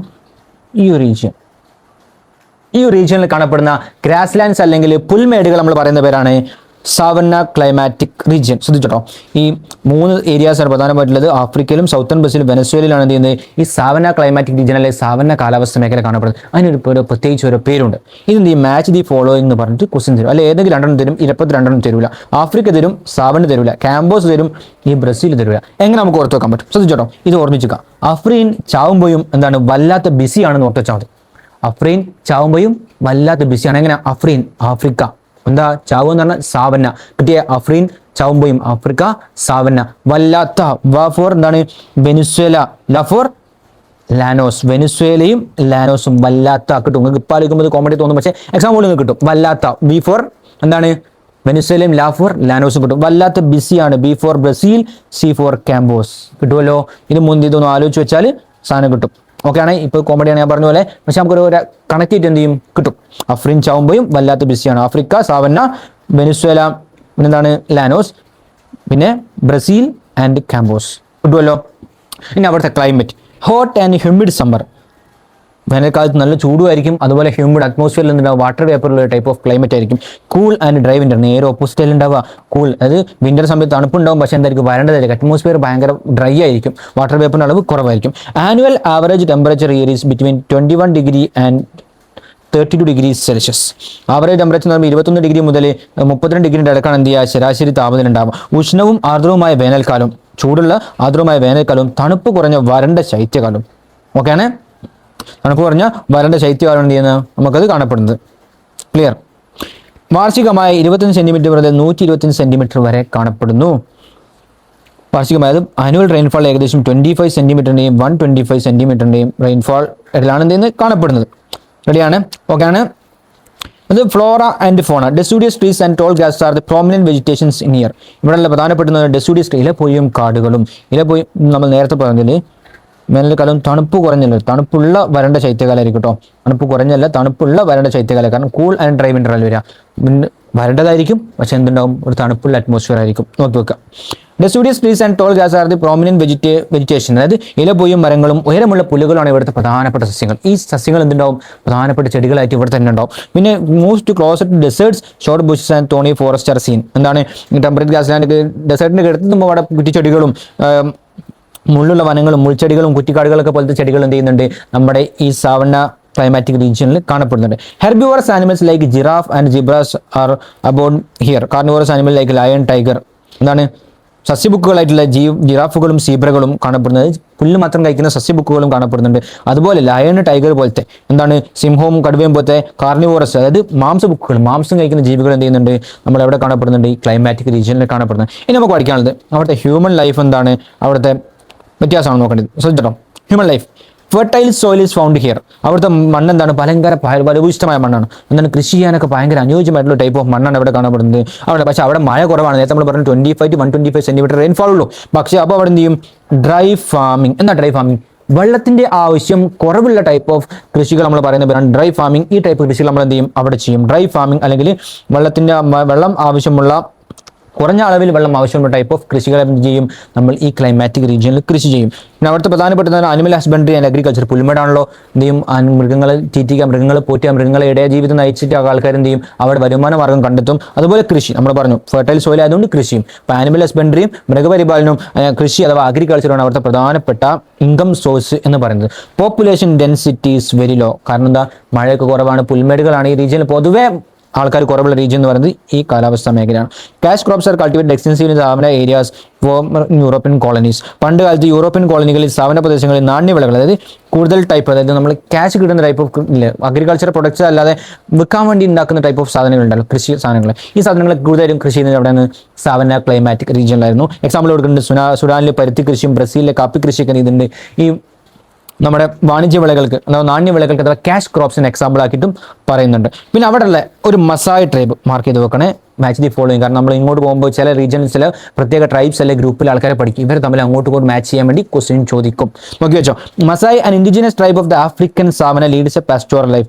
ആഫ്രിക്കൻ സാവനയിൽ, ആഫ്രിക്കയിലുള്ള സാവനയിലെ ഒരു തദ്ദേശീയ ഗോത്രമാണ് മസായ് എന്ന് പറയുന്നത്. മസായ് ഏത് ബന്ധപ്പെട്ടിരിക്കുന്നു, ഏത് ക്ലൈമാറ്റിക് റീജിയൻ ആണ്? സാവന ക്ലൈമാറ്റിക് റീജിയനുമായി ബന്ധപ്പെട്ടിട്ടുള്ളതാണ് മസായ്. ഓർത്ത് വെക്കണേ, Maasai tribe related to savanna climatic region. Okay ആണല്ലോ. അപ്പം സാവന ക്ലൈമാറ്റിക് റീജിയനും കഴിഞ്ഞു. നമ്മൾ 3 എണ്ണം കഴിഞ്ഞു. നാലാമത് ഹോട്ട് ഡെസേർട്സ്. ക്ലിയർ ആകാത്ത ആൾക്കാർ ഒന്ന് പോസ് ചെയ്ത് റിവൈൻഡ് ചെയ്തിട്ട് ഒന്നുകൂടി കേൾക്കുക, എല്ലാം ക്ലിയർ ആക്കിയിട്ട് എന്ത് ചെയ്യുക മുന്നോട്ട് പോവാം. റെഡി. ഹോട്ട് ഡെസേർട്സ് അല്ലെങ്കിൽ ഉഷ്ണ മരുഭൂമികൾ. എന്താണ് ഹോട്ട് ഡെസേർട്സ് അല്ലെങ്കിൽ ഉഷ്ണ മരുഭൂമി? നമുക്ക് ഫീച്ചേഴ്സ് പഠിക്കാം. ഈ മാപ്പൊക്കെ നോക്കി നോക്കണം. കണ്ടോ നമ്മുടെ ഇന്ത്യൻ്റെ ഇവിടെ കണ്ടോ രാജസ്ഥാൻ്റെ ഏരിയ ഉണ്ട്. പിന്നെ ആഫ്രിക്കയിൽ സഹാറ മരുഭൂമി, അറ്റക്കാമ ഡെസേർട്ട്, സൗത്ത് അമേരിക്കയിലുള്ള ഈ കാര്യങ്ങളൊക്കെ എന്തുണ്ട് മാപ്പിലുണ്ട്. ഈ മാപ്പ് കണ്ടാൽ നിങ്ങൾക്ക് മനസ്സിലാവണം ഏതാണ് ഹോട്ട് ഡെസേർട്സിൻ്റെ മാപ്പാണ് എന്ത് ചെയ്യണം ഒറ്റ നോട്ടത്തിൽ കിട്ടണം. ഓക്കെ, ആ രീതിയിൽ എന്ത് ചെയ്യണം മാപ്പ് കണ്ട് പഠിച്ചേ പറ്റുള്ളൂ. റെഡിയാണ്. Tropical desert the hottest regions on earth. ഏറ്റവും ചൂടുള്ള ഏരിയാസ് ആണ് ഏത്? ഭൂമിയിൽ ഏറ്റവും ചൂടുള്ള ഏരിയാസ് എന്ന് പറയുന്നത് നമ്മൾ പറഞ്ഞ ഉഷ്ണ മരുഭൂമികളാണ്. ശരാശരി വാർഷിക താപനില 30 ഡിഗ്രിയാണ്. നമ്മളിവിടെ ചില സമയത്ത് നോർമലാണ് 30 ഡിഗ്രി. അവിടുത്തെ ആവറേജ് ഒരു വർഷം വരുന്നത് എത്രയാണ്? 30 ഡിഗ്രിയാണ്. നമുക്ക് ചൂട് കൂടുന്ന സമയത്താണ് എന്ത് 30 ഡിഗ്രി 32 ആ റേഞ്ചിലോട്ടൊക്കെ നമ്മൾ പറയാറ് പൊതുവെ. പക്ഷേ അവിടെ നോർമലി എന്തുണ്ടാവും 30 ഡിഗ്രി ഉണ്ട്. ചിലപ്പോൾ അതിന് ഒരുപാട് മുകളിലും പോകും. ആവറേജ് പറയുമ്പോൾ ഏറ്റവും കുറഞ്ഞത് വരെ ആ റേഞ്ചിലേ വരുള്ളൂ എന്നാണ്. അപ്പോൾ എന്ത് ചെയ്യാം ആനുവൽ ടെമ്പറേച്ചർ അഥവാ വാർഷിക താപനില 30 ഡിഗ്രി സെൽഷ്യസ് ആണ്. അവിടെ ഏറ്റവും ഹയസ്റ്റ് ടെമ്പറേച്ചർ റിപ്പോർട്ട് ചെയ്തിട്ട് 58 ഡിഗ്രി അൽ അസീസിയയിലെ ഉയർന്ന താപനിലത്തിലാണ് 58 ഡിഗ്രി സെൽഷ്യസ്. നിങ്ങൾ ആലോചിച്ച് നോക്കണം, 58 ഡിഗ്രി സെൽഷ്യസ് എന്ന് പറയുമ്പോൾ എത്രത്തോളം ചൂടുണ്ടാവുന്നുള്ളത്. ഓക്കെ, അതാണ് ഹോട്ട് ഡെസേർട്സിന്റെ പ്രത്യേകത. High diurnal range of temperature make desert climate very difficult. High diurnal range of temperature എന്താണ്? നേരത്തെ ഞാൻ പറഞ്ഞു, diurnal range of temperature maximum ടെമ്പറേച്ചറും മിനിമം ടെമ്പറേച്ചറും, അതായത് ഒരു ഏരിയയിൽ പരമാവധി ഇത്ര വരാൻ പറ്റുമോ പരമാവധി ഇത്ര കുറയാൻ പറ്റുമോ, ആ രണ്ടും എടുത്തിട്ട് അതിന് തമ്മിലുള്ള വ്യത്യാസം നോക്കാൻ നമ്മൾ പറയുന്നവരാണ് ഡയനൽ റേഞ്ച് ഓഫ് ടെമ്പറേച്ചർ അല്ലെങ്കിൽ ദൈനിക താപാന്തരം. ഈ ഹോട്ട് ഡെസേർട്സിൻ്റെ ഒരു പ്രത്യേകത എന്ന് വെച്ച് കഴിഞ്ഞാൽ ഡെസേർട്സ് ചൂടാകുമ്പോൾ പെട്ടെന്ന് ചൂടാവും. അപ്പം വേഗം ഹൈ ടെമ്പറേച്ചറിൽ നല്ല പീക്ക് ടെമ്പറേച്ചറോട് പോകും. തണുക്കുന്ന സമയത്ത് നല്ലോണം, കാരണം മണലൊക്കെ തണുക്കുന്നില്ല, മണൽ തണുത്ത് അങ്ങ് താഴ്ത്തു വരെ പോകും. അപ്പോൾ ഈ വ്യത്യാസം ഭയങ്കര കൂടുതലായിരിക്കും. പൊതുവേ മറ്റുള്ള സ്ഥലങ്ങളിൽ വെച്ച് നോക്കുമ്പോൾ എന്തായിരിക്കും, ഈ തണുക്കുന്ന സമയത്ത് നല്ലോണം തണുക്കുന്നതുകൊണ്ട് തന്നെ വ്യത്യാസം, ഉയർന്ന താപനിലയും കുറഞ്ഞ താപനിലയും തമ്മിൽ നല്ല വ്യത്യാസം ഉണ്ടാവും. അതാണ് ഈ ഹോട്ട് ഡെസേർട്സിൻ്റെ ഒരു പ്രത്യേകത. അപ്പം high diurnal range of temperature ഈ ക്ലൈമറ്റിനെ വെരി ഡിഫിക്കൽട്ട് ആക്കുന്നത്, വളരെ പ്രയാസകരമാക്കുന്നു. ശരിയല്ലേ? ചില സമയത്ത് നല്ലൊരു ക്ലൈമറ്റ് കൂടുതലായിരിക്കും, ചിലപ്പോൾ കുറവായിരിക്കും. അങ്ങനെ ഈ വലിയൊരു വേരിയേഷൻ ഉണ്ടാകുന്ന സമയത്ത് ആൾക്കാർ ജീവിക്കാനും അവിടുത്തെ സസ്യങ്ങൾക്കൊക്കെ എന്തായിരിക്കും, ജീവികൾക്കൊക്കെ ഇത് ഭയങ്കര ബുദ്ധിമുട്ടാണ്. Annual rainfall is less than 25 centimetre. ആലോചിച്ച് നോക്കണം, 25 സെൻറ്റിമീറ്റർ താഴെയാണ് ആനുവൽ റെയിൻഫാൾ. ഒരു വർഷത്തിലാകെ കിട്ടുന്ന മഴ എന്ന് പറയുന്നത് 25 സെൻറ്റിമീറ്റർ ആണ്. ഓക്കെയാണ്, ഒരു വർഷത്തിൽ ആകെ കിട്ടത്തില്ല 25 സെൻറ്റിമീറ്റർ. ആലോചിക്കുക. എന്ത് ചെയ്യുക? Formation of hot deserts. ഈ ഉഷ്ണമേഖല മരുഭൂമികൾ ക്രിയേറ്റ് ചെയ്യപ്പെടുന്നത് എങ്ങനെയാണെന്നുള്ളൊരു ക്വസ്റ്റ്യൻ വരും. 2 മാർക്കിന് ചോദിക്കാൻ സാധ്യതയുള്ള ഒരു ക്വസ്റ്റ്യൻ ആണ്, ഇമ്പോർട്ടൻറ്റ് മാർക്ക് ചെയ്ത് നോക്കുക. Hot deserts are located mostly on the western margin of കോണ്ടിനെന്റ്സിന്റെ വെസ്റ്റേൺ മാർജിൻ ആയിരിക്കും. നിങ്ങൾ മാപ്പ് നോക്കി കഴിഞ്ഞാൽ നോക്കും, കൂടുതലും വെസ്റ്റേൺ സൈഡിൽ, ഇത് വെസ്റ്റേൺ സൈഡിലേക്കാണ്, നമ്മുടെ ഇന്ത്യൻ്റെ വെസ്റ്റേൺ സൈഡിലേക്കാണ്. ഇവിടെ വെസ്റ്റേൺ ആണ്, ഈ സൈഡ് വെസ്റ്റ് ആണ്, ഈ സൈഡ് വെസ്റ്റ് ആണ്, ഈ സൈഡ് വെസ്റ്റ് ആണ്. എന്തുകൊണ്ടാണ് hot deserts mostly located on western margin? എന്താണ്? പടിഞ്ഞാറ് സൈഡിലാണ് എന്ത് ചെയ്യുന്നത്, കൂടുതലായിട്ടും ഉഷ്ണമേഖല മരുഭൂമികൾ സ്ഥിതി ചെയ്യുന്നത്. എന്തുകൊണ്ട്? ക്വസ്റ്റ്യൻ വരും കേട്ടോ. എന്തുകൊണ്ടാണ് mostly hot deserts are located on the western margin? പടിഞ്ഞാറൻ മേഖലകളിൽ മാത്രം ഉഷ്ണമേഖല മരുഭൂമികൾ കൂടുതലായിട്ടും കാണാനുള്ള കാരണം എന്ത്? ഇതാണ് അതിൻ്റെ ആൻസർ വരും. As the trade wind travel across the continents and reach the western margin, thus the wind lose its moisture and become dry. അങ്ങനെ ഒന്നും പഠിച്ചു വെക്കണ്ട, ആലോചിച്ച് വെക്കുക. നമ്മൾ എന്താണ് ട്രേഡ് വിൻഡ് എവിടെ നിന്ന് അങ്ങോട്ടേ വരിക? നമ്മുടെ ഇങ്ങനെ ഒരു ഭൂമി വരച്ചാൽ പിന്നെ ഇതാണല്ലോ വരുന്നത്. ഇത് കിട്ടും, അത് കിട്ടി. ഓക്കെ, ഇത് ഭൂമി വരച്ചു നമ്മൾ എന്ത് ചെയ്തു? 2 സൈഡ് ഇക്വറ്റർ വരച്ചു, ഇക്വറ്റർ 2 സൈഡ്. ട്രേഡ് വിൻഡ്സ് നമ്മൾ ഫസ്റ്റ് ചാപ്റ്ററിൽ പഠിച്ചിട്ടുണ്ട്, ഈ ഡയറക്ഷനിലാണ് പോവാന്ന് പറഞ്ഞു. അങ്ങനല്ലേ പോവാ? ഓക്കെ, ഈ ട്രേഡ് വിൻഡ്സ് ഇങ്ങനെ പോകുന്ന സമയത്ത് കണ്ടോ, ഈസ്റ്റിൽ നിന്ന് വെസ്റ്റിലേക്കാണ് എന്ത് ചെയ്യുന്നത്, എല്ലാ ഏരിയയിലും ട്രേഡ് വിൻഡ്സ് പോകുന്നത്. ഇതിൻ്റെ കിടക്ക് ലാൻഡും ഉണ്ട്, കടലുണ്ട്. ഈ കടലിൽ നിന്ന് എന്ത് ചെയ്യും, വാട്ടർ വേപ്പർ അഥവാ നീരാവിയും വഹിച്ചുകൊണ്ട് എന്ത് ചെയ്യും, നമ്മുടെ വാണിജ്യവാദങ്ങളെ ട്രേഡ് വിൻഡ്സ് എന്ത് ചെയ്യും, കരയിലേക്ക് കയറും. കരൻ്റെ ഈ സൈഡിൽ ഫസ്റ്റ് വരുന്നത്, കരൻ്റെ ഫസ്റ്റ് സൈഡിലേക്ക് എന്ത് ചെയ്യും, മഴയൊക്കെ കൊടുത്ത് ഇങ്ങ് അറ്റത്തെത്തുമ്പോഴേക്ക് അതിലുള്ള വാട്ടർ വേപ്പറും നീരാവിയും ഒക്കെ തീർന്ന് വരും, ഡ്രൈ ആയിട്ട് മാറിപ്പോകും. അപ്പോൾ എന്ത് ചെയ്യും, ഇവിടുന്ന് ഇങ്ങനെ കടലിൽ നിന്ന് എന്ത് ചെയ്യും, ഇപ്പോൾ ഒരു ലാൻഡ് ഉണ്ടാവും, ഇവിടെ എന്തുണ്ട്, ലാൻഡാണിത്, ഇവിടെ സീ ആണ്, ഇവിടെ അടുത്ത സീ വരും. ഈ ലാൻഡിൽ നിന്ന് ഈ സീന്ന് എന്ത് ചെയ്യും, നമ്മുടെ ട്രേഡ് വിൻഡ് വാട്ടർ വേപ്പറൊക്കെ എടുത്തിട്ട് ഇങ്ങനെ വരും. ഇവിടെ മയത് ഈ അറ്റത്തെത്തുമ്പോൾ വെസ്റ്റേൺ മാർജിനെത്തുമ്പോഴേക്ക് എന്ത് ചെയ്യും, അതിൽ വാട്ടർ വേപ്പറൊക്കെ തീർന്ന് ഡ്രൈ ആയി മാറിയിട്ടുണ്ടാവും. ഇവിടെ എത്തുമ്പോൾ കാറ്റ് മാത്രമേ ഉണ്ടാവുള്ളൂ, എന്തുണ്ടാവില്ല, മഴ ഉണ്ടാവില്ല. വാട്ടർ വേപ്പർ ഉണ്ടെങ്കിലേ മഴ പെയ്യുള്ളൂ. അങ്ങനെ തന്നെ എല്ലാ റീജിയൻസിലും എന്ത് ചെയ്യും, ഈ അറ്റത്തെത്തുമ്പോഴേക്ക് എന്തുണ്ടാവില്ല, വാട്ടർ വേപ്പർ ഉണ്ടാവില്ല, മഴ ഉണ്ടാവില്ല. അങ്ങനെ എല്ലാ കോണ്ടിനെന്റ്സിൻ്റെയും വെസ്റ്റേൺ സൈഡ് എന്തായി പോവും, ഡ്രൈ ആയി പോകും. അങ്ങനെയാണ് മരുഭൂമികൾ രൂപപ്പെടുന്നത്. ഉഷ്ണമേഖല മരുഭൂമികൾ എന്ത് ചെയ്യും, രൂപപ്പെടുന്നത്. വാണിജ്യവാദങ്ങൾ ഭൂഖണ്ഡങ്ങളിൽ സഞ്ചരിച്ച് പടിഞ്ഞാറൻ അരികുകളിലെത്തുമ്പോൾ കാറ്റ് അതിൻ്റെ ഈർപ്പം നഷ്ടപ്പെടുത്തി വരണ്ടതായിത്തീരുന്നു. അറ്റത്തെത്തുമ്പോഴേക്ക് എന്ത് ചെയ്യും, കാറ്റിലെ വാട്ടർ വേപ്പർ, ഈർപ്പം, ആർദ്രതയൊക്കെ തീർന്ന് ആകെ ഡ്രൈ ആയി പോകും. അങ്ങനെ അവിടെ കാറ്റ് മാത്രമല്ലേ കിട്ടുള്ളൂ, മഴ കിട്ടാതെ എങ്ങനെയാ? മഴ കിട്ടില്ല, അവിടെ ചൂടായിരിക്കൂലേ. അങ്ങനെയാണ് എന്ത് ചെയ്യുന്നത്, മഴ കിട്ടാതെ അവിടെ ഓരോ ഏരിയാസും അങ്ങനെ ഹോട്ട് ഡെസേർട്സ് ആയിട്ട് മാറുന്നത്. Therefore the western margin of the continents remain dry throughout the year. എല്ലാ സമയത്തും ഇങ്ങനെയൊക്കെ പുതിയ കാറ്റ് വരും, ഈസ്റ്റേൺ സൈഡിൽ മഴ പെയ്യും, നീങ്ങി വെസ്റ്റേൺ എത്തുമ്പോഴേക്ക് എന്ത് ചെയ്യും, അത് തീർന്നു. ഓക്കെ, കാരണം തിരിച്ചിങ്ങോട്ട് കാറ്റ് വീശില്ലല്ലോ. കാരണം എന്താ, ട്രേഡ് വിൻഡ് ഡയറക്ഷൻ ഇവിടുന്ന് ഇങ്ങോട്ടല്ലേ, തിരിച്ച് വീശിയാൽ നമുക്ക് വീശുമായിരുന്നെങ്കിൽ നമുക്ക് ഇവിടെയും കിട്ടുമെന്ന് വിചാരിക്കണം. പക്ഷേ ഇവിടുന്ന് ഇങ്ങോട്ട് മാത്രമേ എന്ത് ചെയ്യുള്ളൂ, ട്രേഡ് വിൻഡ് വീശുള്ളൂ. അതുകൊണ്ട് ഇവിടെ എത്തുമ്പോഴേക്ക് തീർന്നു. ഇവിടുന്ന് അടുത്ത സീ എന്ത് ചെയ്യും, ഇങ്ങോട്ട് അങ്ങ് പോകും. തിരിച്ചെന്ത് ചെയ്യില്ല, കാറ്റ് വീശൂല, ഇതുണ്ടാവില്ല. Okay, this is the main reason for the formation of deserts on the western margin of continents. കോണ്ടിനെന്റ്സിന്റെ പടിഞ്ഞാറൻ മേഖലയിൽ രൂപീകരിക്കാൻ പ്രധാന കാരണം. അവിടെ കാണപ്പെടുന്ന ചെടികൾ, കാക്ടസ്, ശ്രബ്, എന്താണ് പാംസ്, കള്ളിച്ചെടി, കുറ്റിച്ചെടി, ഈന്തപ്പനകൾ പോലത്തെ സാധനങ്ങളൊക്കെ ഡെസേർട്സിൽ കാണപ്പെടുന്നു. നമുക്കറിയാലോ, ഒയാസിസ് എന്ന് പറഞ്ഞു കഴിഞ്ഞാൽ നമ്മുടെ ഈ മരുഭൂമിയുടെ നടുവിലേക്ക് ചെറിയ വെള്ളത്തിന്റെ ശേഖരം കാണപ്പെടും. അതിനനുസരിച്ച് കുറേ ചെടിയും കാര്യങ്ങളൊക്കെ കാണപ്പെടും. നമ്മൾ പറയുന്ന പേരാണ് ഒയാസിസ് അല്ലെങ്കിൽ മരുപ്പച്ച. അപ്പോൾ എന്ത് ചെയ്യുക, അതിന് ചിത്രം കണ്ടോ, ഇത് വലിയ മരുഭൂമി, ചെറിയൊരു വെള്ളത്തിന്റെ സോഴ്സ് ഉണ്ടാവും, അവിടെ കുറേ ചെടികളും കാണപ്പെടും. നമ്മൾ പറയുന്ന പേരാണ് ഒയാസിസ് അല്ലെങ്കിൽ മരുപ്പച്ച. ഓർഡോസറിൽ എന്ത് ചെയ്യുന്നു, ഒയാസിസ് കാണപ്പെടുന്നു. സ്പേഴ്സ്ലി പോപ്പുലേറ്റഡ്, എന്താണ് ജനസാന്ദ്രത വളരെ കുറവ്. കാരണം എന്താ, ചൂടല്ലേ, മഴ ഇല്ലാതെ ആൾക്കാർ നിൽക്കുമോ ഇല്ല. Most desert region, these are the indigenous tribal community who have adapted to adverse condition. അവിടുത്തെ ക്ലൈമറ്റുമായിട്ട് അഡാപ്റ്റ് ആയിട്ടുള്ള ഇൻഡിജിനസ് ആയിട്ടുള്ള ട്രൈബ്സ് എവിടെ ഉണ്ടാവും, എല്ലാ ഡെസേർട്ടിലും ഉണ്ടാവും. Bushmen of Kalahari desert example പഠിച്ചു വെച്ചിരുന്നു, നേരത്തെ നമ്മൾ സാധനം പഠിച്ചു വെച്ചിനും സാവന്നയിലെ മസായി പഠിച്ചു വെച്ചു. അതുപോലെ ഓ ഡെസേർട്സിലുള്ള Bushmen of Kalahari desert, കാലഹാരി ഡെസേർട്ടിലെ Bushmen എന്ന് പറയുന്ന ഒരു ട്രൈബും എന്താണ് അവിടെയുള്ള ആൾക്കാരാണ്. അത് മരുഭൂമിയിൽ അവിടുത്തെ ക്ലൈമറ്റുമായിട്ട് പൊരുത്തപ്പെട്ട് ജീവിക്കുന്ന ആൾക്കാരാണ് ഏത്, കലഹാരി മരുഭൂമിയിലെ bushmen. Okay, ready. Agriculture and animal husbandry are the main means of livelihood. നിങ്ങൾ ആലോചിക്കണം, എന്താ അഗ്രികൾച്ചർ എങ്ങനെ അവിടെ വരികയാണ്, അതായത് വെള്ളത്തിന്റെ ആവശ്യം അളവ് കുറവുള്ള ഈ ഒയാസിസിനൊക്കെ ബേസ് ചെയ്ത് മാത്രം വളരുന്ന കുറേ ടൈപ്പ് ഓഫ് ചെടികളുണ്ട്. അതായത് വെള്ളത്തിന് ഇച്ചിരി മതി, കുറേ കാലം അതിന് ഡിപ്പെൻസ്, അതിനനുസരിച്ച് അതിന് ഇലകളൊക്കെ ക്രിയേറ്റ് ചെയ്തിട്ടുണ്ടാവും. അങ്ങനത്തെ ടൈപ്പ് ഓഫ് ചെടികൾ അവിടെ ഉണ്ടാവും. അതുപോലെ ആനിമൽ ഹസ്ബൻഡറി, നിങ്ങൾ സിനിമ കണ്ടില്ലേ, ആട് ജീവിതം സിനിമ കണ്ടിട്ടില്ലേ, ആടിനെയൊക്കെ നശിച്ച് കഴിക്കുക. അതുപോലെ മരുഭൂമി കൂടെ എന്താണ് ജീവികൾ, ആടിനെയും കുട്ടനാട് എന്താണ് നമ്മുടെ പരുത്തിൻ്റെ അങ്ങനത്തെ ആണല്ലേ, ചൂടുമായിട്ട് ബന്ധപ്പെട്ട് ഒട്ടകത്തിനെ, ഇങ്ങനത്തെ ആ ക്ലൈമറ്റുമായിട്ട് സ്യൂട്ടബിൾ ആവുന്ന ജീവികളൊക്കെ മേച്ചിട്ട് എന്ത് ചെയ്യുക, ജീവിക്കുന്നതാണ് അനിമൽ ഹസ്ബൻഡറി അവിടുത്തെ പ്രധാനപ്പെട്ട ഒരു ജീവിത മാർഗം ആണ്. പിന്നുള്ളത് അവിടുത്തെ പ്രധാനപ്പെട്ട ഒരു ഇമ്പോർട്ടൻറ്റ് സാധനമാണ് എന്ത്, പ്രസൻസ് ഓഫ് മിനറൽസ് അഥവാ ധാതുക്കളുടെ സാന്നിധ്യം. പ്രസൻസ് ഓഫ് മിനറൽസ് നമ്മൾ ഡെസേർട്ട് ചെയ്തുമ്പോൾ ഇമ്പോർട്ടൻ്റ് ആയിട്ട് നിങ്ങൾക്ക് ഇതിൽ കുറേ പോയിന്റ് സ്വന്തമായിട്ട് കിട്ടും. ഏത്, ഓയിൽ മൈനിങ്ങിന് സഹാറ ആൻഡ് അറേബ്യൻ ഡെസേർട്ട്, നിങ്ങൾക്ക് അറിയുന്നല്ലേ, ഗൾഫിൽ ആൾക്കാർ പോകുമ്പോൾ എന്താണ് അവിടെ ഓയിലും എണ്ണ ഖനനം നിങ്ങൾക്ക് അറിയുന്നല്ലേ. രണ്ടാമത് gold mining in Australia, copper in Atacama desert. Atacama ഡെസേർട്ടിലെ ഗോൾഡും അറ്റക്കാമ ഡെസേർട്ടിലെ കോപ്പറും ഓസ്ട്രേലിയയിലെ കോപ്പർ മൈനിങ്ങും. ഓസ്ട്രേലിയയിലെ ഗോൾഡും അറ്റക്കാമ ഡെസേർട്ടിലെ കോപ്പറും മാറിപ്പോകരുത്, ഇങ്ങോട്ട് മാറിപ്പോയി. Gold mining in Australia and copper in Atacama desert. പിന്നെ oil mining in Sahara and Arabian deserts. Okay ആണ്, റെഡിയാണ്. ഈ മൂന്നും എന്ത് ചെയ്യുക, ഓർമ്മിച്ച് വെക്കാം. അപ്പോൾ ക്ലൈമറ്റ്, ഹ്യൂമൻ ലൈഫ്, അവിടുത്തെ പ്രധാനപ്പെട്ട ഉപജീവന മാർഗം. ഇത് നമ്മൾ ഓർഡർ പ്രകാരം 5 വരിക, മാറിപ്പോയതാണ്. മെഡിറ്ററേനിയൻ ക്ലൈമാറ്റിക് റീജിയൻ അഥവാ മെഡിറ്ററേനിയൻ കാലാവസ്ഥ മേഖല.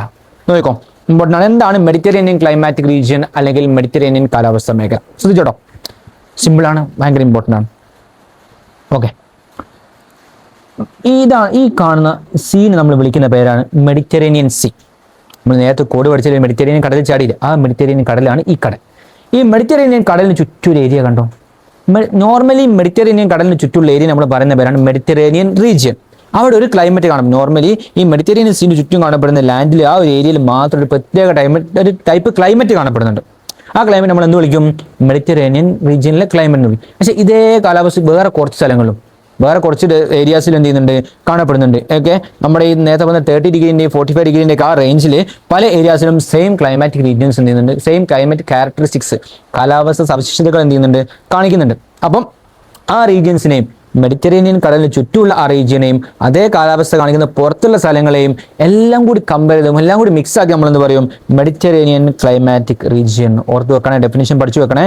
എന്താണ് മെഡിറ്ററേനിയൻ ക്ലൈമാറ്റിക് റീജിയൻ എന്ന് വെച്ച് കഴിഞ്ഞാൽ, മെഡിറ്ററേനിയൻ കടലിന് തീരങ്ങൾക്ക് പുറമെ apart from the coast of Mediterranean sea some other regions lying between 30 degree and 45 degree latitude. 30 degree latitude അക്ഷാംശത്തിന്റെയും 45 ഡിഗ്രി അക്ഷാംശം അഥവാ ലാറ്റിറ്റ്യൂഡിന്റെയും ഇടയ്ക്കുള്ള പല റീജിയൻസിലും ഇതേ സെയിം കാലാവസ്ഥ സവിശേഷതകൾ കാണിക്കുന്നുണ്ട്. ആ റീജിയൻസിനെല്ലാം എല്ലാം കൂടി കംപ്ലീറ്റ് ആയിട്ട് മൊത്തത്തിൽ നമ്മൾ പറയും മെഡിറ്ററേനിയൻ ക്ലൈമാറ്റിക് റീജിയൻ അല്ലെങ്കിൽ മെഡിറ്ററേനിയൻ കാലാവസ്ഥ മേഖല. ഓക്കെയാണ്, മെഡിറ്ററേനിയൻ കടലിന് ചുറ്റും അതേ ക്ലൈമറ്റ് കാണിക്കുന്ന പുറത്തുള്ള സ്ഥലങ്ങളും. റെഡി. അവിടുത്തെ climate dry summer and humid winter. എന്താണ്, ഒരു വരണ്ട വേനൽക്കാലവും ആർദ്രമായ ശൈത്യകാലവും അനുഭവപ്പെടുന്നു. ഡ്രൈ ആയിരിക്കും വേനൽക്കാലം. എന്തായിരിക്കും ഡ്രൈ, അതായത് ഒരു ഉണങ്ങിയ വേനലാണ്, വെള്ളമില്ല, വാട്ടർ വേപ്പർ അംശമൊന്നും അറ്റ്മോസ്ഫിയർ ഇല്ലാത്തൊരു ടൈപ്പ് ആയിരിക്കും, ക്ലൈമറ്റ് ആയിരിക്കും ഡ്രൈ സമ്മറും ഹ്യൂമിഡ് വിന്ററും. വിന്റർ ആകുമ്പോൾ തണുപ്പും ഉണ്ടാവും, വാട്ടർ വേപ്പർ അറ്റ്മോസ്ഫിയർ എന്തുണ്ടാവും, വാട്ടർ വേപ്പർ അറ്റ്മോസ്ഫിയർ ഉണ്ടാവുകയും ചെയ്യും. ഓക്കെ ആണ്, റെഡിയാണ്. Temperature around 20 to 25 degree Celsius in experience in summer. സമ്മറിൽ 20 മുതൽ 25 ഡിഗ്രി സെൽഷ്യസ് വരെ ടെമ്പറേച്ചർ കാണിക്കുന്നു. Highest temperature during winter is 10 degree to 16 degree Celsius. 10 മുതൽ 16 വരെ എന്ത് ചെയ്യുള്ളൂ, തണുപ്പ് കാലത്ത് വിന്റർ സീസണിൽ പോകുള്ളൂ. പക്ഷേ 20 മുതൽ 25 ഡിഗ്രി സെൽഷ്യസ് വരെ എവിടെ പോകും, വേനൽക്കാലത്ത് അല്ലെങ്കിൽ സമ്മർ സീസണിൽ എന്ത് ചെയ്യും, പോകും. വിന്റർ റെയിൻഫോൾ, അത് വിന്റർ റെയിൻഫോൾ, ഇത് പോയിന്റ് ഓർത്ത് വെക്കണം. നമ്മൾ ഇതുവരെ എവിടെയും വിന്റർ റെയിൻഫോൾ പറഞ്ഞിട്ടില്ല. ഓക്കെ, ഈ വിന്റർ റെയിൻഫോൾ ആകെ നമ്മൾ പറഞ്ഞ എവിടെയാണ്, ഈ മെഡിറ്ററേനിയൻ ക്ലൈമാറ്റിക് റീജിയൻ. അത് ഓർത്ത് വെക്കണം. Winter rainfall 30 to 75 centimetre. കാരണം ഈ പറയാൻ കാരണം ഒരു പ്രത്യേകിച്ച് ഒരു കാരണമുണ്ട്. ഈ വിന്റർ റെയിൻഫോളിന് ഒരു പ്രത്യേക കാരണമുണ്ട്. കാരണം വെസ്റ്റർലീസ് നമ്മൾ പറഞ്ഞ ട്രേഡ് വിൻഡ്സിന് തൊട്ട് മുകളിലുള്ള വിൻഡാണ് വെസ്റ്റർലീസ് വിൻഡ്, പശ്ചിമവാദങ്ങൾ. ഈ പശ്ചിമവാദങ്ങൾ കാരണമാണ്, വെസ്റ്റർലീസ് കാരണമാണ് നമുക്ക് എന്ത് കിട്ടുന്നത്, ഈ റീജിയനിൽ മെഡിറ്ററേനിയൻ ക്ലൈമാറ്റിക് റീജിയനിൽ എന്ത് കിട്ടുന്നത്, വിന്റർ റെയിൻഫാൾ കിട്ടുന്നത്. ഏകദേശം 30 മുതൽ 75 സെന്റിമീറ്റർ റെയിൻഫാൾ വരെ അഥവാ മഴ വരെ എന്ത് ചെയ്യുന്നുണ്ട്, കിട്ടുന്നുണ്ട്. ഓർത്ത് വെക്കണം. 30 to 75 സെന്റിമീറ്റർ വിന്റർ റെയിൻഫാൾ അല്ലെങ്കിൽ ശൈത്യകാല മഴ എവിടെ കിട്ടുന്നു, മെഡിറ്ററേനിയൻ ക്ലൈമാറ്റിക് റീജിയനിൽ കിട്ടുന്നു. ഓക്കെ ആണ്. Dense forest are not found in due to low rainfall. മഴ കുറവല്ലേ, നമ്മൾ പറഞ്ഞ വിന്റർ റെയിൻഫാളോ അല്ലാത്ത ചെറിയ ചെറിയ മഴ അവിടെ കിട്ടുന്നുള്ളൂ. ഈ മഴ കുറവായതുകൊണ്ട് തന്നെ എന്തായിരിക്കും, ഡെൻസ് ആയിട്ടുള്ള നല്ല നിബിഡ വനം, നല്ല വലിയ വലിയ വനങ്ങൾ എന്ത് ചെയ്യില്ല, അവിടെ കാണപ്പെടുന്നില്ല. Tall evergreen trees such as oak, സുക്കേഷ, evergreen coniferous trees such as pine, fir, shrubs തുടങ്ങിയ മരങ്ങളാണ് കാണപ്പെടുന്നത്. അതായത് ഓക്ക്, സുക്കയ, ഉയരമുള്ള നിത്യഹരിത മരങ്ങൾ, പൈൻ, ഫിർ തുടങ്ങിയ നിത്യഹരിത സൂപികാഗ്ര വൃക്ഷങ്ങളും കുറ്റിച്ചെടികളും എന്ത് ചെയ്യുന്നു, ഇവിടെ കാണപ്പെടുന്നത്. സൂപികാഗ്ര വൃക്ഷങ്ങൾ ചിത്രം അറിയില്ല. അപ്പം നമ്മൾ ഈ ക്രിസ്മസ് ട്രീ കണ്ടില്ലേ, ഒരു കൂണിന്റെ ഷേപ്പിൽ ഇങ്ങനെ ഉണ്ടാവുന്നത്, മറ്റേ ചിത്രങ്ങളൊക്കെ സാധനങ്ങളൊക്കെ തൂക്കിയിരുന്നത്, ആ ടൈപ്പ് ചെടികൾ, ആ മരങ്ങൾ നമ്മൾ പറയുന്ന പേരാണ് സ്തൂപികാഗ്ര വൃക്ഷം അല്ലെങ്കിൽ എന്ത് ചെയ്യുക, കോണിഫറസ് ട്രീസ്. ഈ കോണിഫറസ് ട്രീസ് പൈൻ ഫോറസ്റ്റ്, നിങ്ങൾ ഊട്ടിയിലൊക്കെ പോയ പൈൻ ഫോറസ്റ്റ് കണ്ടിട്ടുണ്ടാവും. പിന്നെ കുറ്റിച്ചെടികൾ, ശ്രബ്സ്, ഈ ഓക്ക്, സെക്വ തുടങ്ങിയ എല്ലാ ടൈപ്പും നിത്യഹരിത വനങ്ങളും ഈ കോണിഫറസ് ട്രീസ്, സൂപികാഗ്ര വൃക്ഷങ്ങൾ, അങ്ങനെ കൂണായിട്ടുള്ള ടൈപ്പ് ചെടികളുമാണ് എന്ത് ചെയ്യുന്നത്, കൂടുതലായിട്ടും കാണപ്പെടുന്നത്. ഒരു മഴ കുറവായതുകൊണ്ട് വലിയ വലിയ കാടുകൾ, വനങ്ങൾ എന്ത് ചെയ്യുന്നില്ല, കാണപ്പെടുന്നില്ല. Fruits and vegetables are the major agriculture year. ആ റീജിയൻ മെഡിറ്ററേനിയൻ ക്ലൈമാറ്റിക് റീജിയനിൽ ഏറ്റവും കൂടുതലായിട്ട് കൃഷി ചെയ്യുന്നത് എന്താണ്, ഫ്രൂട്ട്സും വെജിറ്റബിൾസും ആണ്. ഓക്കെ ആണ്, fruits and vegetables. Cereals and pulse, എന്താണ് നമ്മുടെ ധാന്യങ്ങളും പഴവർഗ്ഗങ്ങളും എന്ത് ചെയ്യുന്നുണ്ട്, ആ റീജിയനിൽ കൂടുതലായിട്ട് കൃഷി. ഓർത്ത് വെക്കുക എന്തൊക്കെയാണ് അവിടെ ഉള്ളത്. 70% ഓഫ് സിട്രസ് ഫ്രൂട്ട് എക്സ്പോർട്ട്. എന്താ, നാര് ഫലങ്ങൾ, അതായത് ഓറഞ്ച്, നാരങ്ങ പോലത്തെ, മുസമ്പി പോലത്തെ ഇങ്ങനത്തെ നാരുള്ള ടൈപ്പ് ഓഫ് ഫ്രൂട്ട്സ് ഇല്ലേ, അതിന്റെ ലോകത്തേക്കുള്ള 70% എക്സ്പോർട്ട് കയറ്റുമതി എവിടെ നിന്നാണ്, ഈ മെഡിറ്ററേനിയൻ ക്ലൈമാറ്റിക് റീജിയനാണ്. കാരണം എന്താ, ഫ്രൂട്ട്സിന് സ്യൂട്ടബിൾ ആയിട്ടുള്ള ക്ലൈമറ്റ് ആണ് അവിടെ ഉള്ളത്. അതാണ് അവിടെ നിന്ന് എന്ത് ചെയ്യുന്നത്, കയറ്റുമതി ചെയ്യുന്നത്. ലാസ്റ്റ് നമ്മൾ മെഡിറ്ററേനിയൻ ക്ലൈമാറ്റിക് റീജിയൻ ഒരു point, countries are the world leading producers of wine. ലോകത്ത് ഏറ്റവും കൂടുതൽ വൈൻ ഉണ്ടാക്കുന്ന ആരാണ്, നമ്മുടെ ഈ മെഡിറ്ററേനിയൻ കൺട്രീസ് ആണ് എന്ത് ചെയ്യുന്നത്, ലോകത്ത് ഏറ്റവും കൂടുതൽ വൈൻ ക്രിയേറ്റ് ചെയ്യപ്പെടുന്നത്. ഓക്കെ ആണ്, റെഡിയാണ്. ഓക്കെ, 5 ക്ലൈമാറ്റിക് റീജിയൻ നമ്മളത് കഴിഞ്ഞു. 5 ക്ലിയർ ആണോ നോക്കണം, ഇല്ലേ ഹോൾഡ് ചെയ്തിട്ട് എന്ത് ചെയ്യണം, പോസ് ചെയ്തിട്ട് ഒന്നുകൂടി വായിച്ചു നോക്കുക, ഒന്നുകൂടി എഴുതി നോക്കുക, മാപ്പൊക്കെ ഒന്ന് നല്ലോണം അനലൈസ് ചെയ്ത് നോക്കുക. 6ാമത് ടെമ്പറേറ്റ് ഗ്രാസ് ലാൻഡ്സ് അല്ലെങ്കിൽ മിതോഷ്ണ പുൽമേടുകൾ. ഈ മാപ്പ് കണ്ടുപിടിക്കാനുള്ള ഒരു ഐഡിയ വെച്ചാൽ നമ്മളെ ഏഷ്യൻ്റെ മാപ്പിൽ നടുഭാഗത്ത് വലിയൊരു കഷ്ണം ഇങ്ങനെ കിടത്തി വെച്ചു, ഒരാളെ ഇങ്ങനെ കിടക്കുന്ന പോലെ ചിത്രമുണ്ട്. അതുപോലെ തോന്നുന്നു ഈ ടൈപ്പ് സ്ട്രക്ചറുള്ള മാപ്പായിരിക്കും എന്ത്, നമ്മുടെ ടെമ്പറേറ്റ് ഗ്രാസ് ലാൻഡ്സ് അല്ലെങ്കിൽ മിതോഷ്ണ പുൽമേട് ഉണ്ടാവും. മാപ്പ് കണ്ടാൽ എന്ത് ചെയ്യണം, നിങ്ങൾക്ക് മനസ്സിലാവണം. ഓക്കെ ആണ്. ഇനി നമുക്ക് വേറൊരു കാര്യം പഠിക്കാൻ കേട്ടോ. ഈ ടെമ്പറേറ്റ് ഗ്രാസ് ലാൻഡ്സിൽ located in between 40 degree and 45 degree. ലാറ്റിറ്റ്യൂഡിൻ്റെ അളവ് നേരത്തെ മാറിപ്പോയത്. നേരത്തെ നമ്മൾ 0 to 10 പഠിച്ചു, 10 to 30 നമ്മൾ പഠിച്ചു കഴിഞ്ഞു, 30 to 45 മെഡിറ്ററേനിയൻ പഠിച്ചു കഴിഞ്ഞു. ഇപ്പോൾ നമ്മൾ പഠിക്കുന്നു 40 to 55 ലാറ്റിറ്റ്യൂഡ്, അതായത് ഭൂമിൻ്റെ സെൻറ്ററിൽ നിന്ന് അങ്ങോട്ട് പോകുന്നത് ഇങ്ങോട്ട് പോകുന്നത്, നിങ്ങൾക്കറിയാം ലാറ്റിറ്റ്യൂഡ്, അക്ഷാംശീയ സ്ഥാനം. എന്താണ് ഈ 40 ഡിഗ്രിൻ്റെയും 55 ഡിഗ്രിൻ്റെയും ഇടയിലുള്ള പുൽമേടുകളെ, ഗ്രാസ് ലാൻഡുകൾ നമ്മൾ പറയുന്ന പേരാണ് ടെമ്പറേറ്റ് ഗ്രാസ് ലാൻഡ്സ് അഥവാ മിതോഷ്ണ പുൽമേടുകൾ. ആ റീജിയൻ ടെമ്പറേറ്റ് റീജിയൻ ആണെന്ന് നിങ്ങൾക്കറിയാലോ, മിതോഷ്ണ മേഖലയാണ്. അപ്പോൾ അവിടെയുള്ള ഗ്രാസ് ലാൻഡ്സ് ആണ് temperate grass lands, 40 to 55 degree latitude. Okay ആണ്. ഇനി പല പേര്, അത് ഓരോ ഏരിയാസിൽ ഇതിന് ഓരോ പേരുകളാണ്. ഏഷ്യയിൽ ഇതിൻ്റെ പേര് സ്റ്റെപ്പിസ്, ആഫ്രിക്കയിൽ ഇതിൻ്റെ പേര് വെൽഡ്, ഓസ്ട്രേലിയയിൽ ഇത് ഡോൺസ്, പിന്നെ നോർത്ത് അമേരിക്കയിൽ ഇത് പ്രയറീസ്, സൗത്ത് അമേരിക്കയിൽ പാമ്പാസ്. ഇത് 3 നിർബന്ധമായിട്ടും പഠിച്ചു വെക്കണം.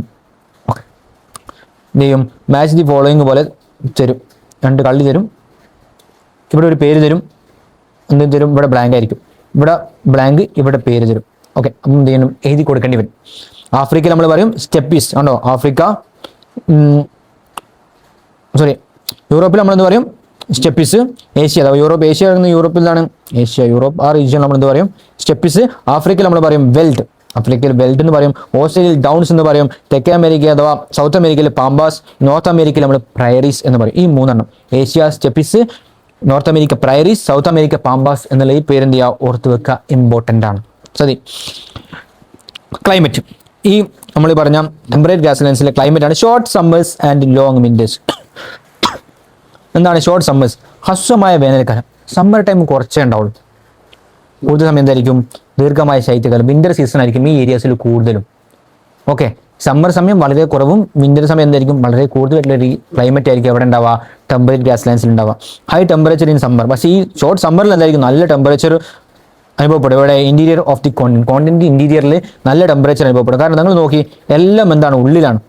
ഇത് കോണ്ടിന്റെ കോസ്റ്റിന്റെ സൈഡിലല്ല, ഇത് കോസ്റ്റിന്റെ തീരപ്രദേശത്തല്ല, ഇതൊക്കെ ഏകദേശം എല്ലാം ഉൾഭാഗത്തേക്കാണ്. ഇത് കുറച്ച് സൈഡ് ഉണ്ടെങ്കിലും ഉൾഭാഗത്താണ്, ഇതും ഉള്ളിലാണ്. അപ്പോൾ കോസ്റ്റിന്റെ സൈഡിലല്ല കൂടുതൽ ഈ ടെമ്പറേറ്റ് ഗ്യാസ് ലൈൻസ് കാണപ്പെടുന്നത്. അതുകൊണ്ട് തന്നെ ഇന്റീരിയറിലാവുമ്പോൾ എന്ത് ചെയ്യും, ഈ സമ്മറിൽ നല്ല ചൂട് അനുഭവപ്പെടും. കാരണം അത് ബാലൻസ് ചെയ്യാൻ തൊട്ടിപ്പുറത്ത് എന്തില്ല, കടലില്ലാത്തത് കൊണ്ട്. ശരിയാണ്.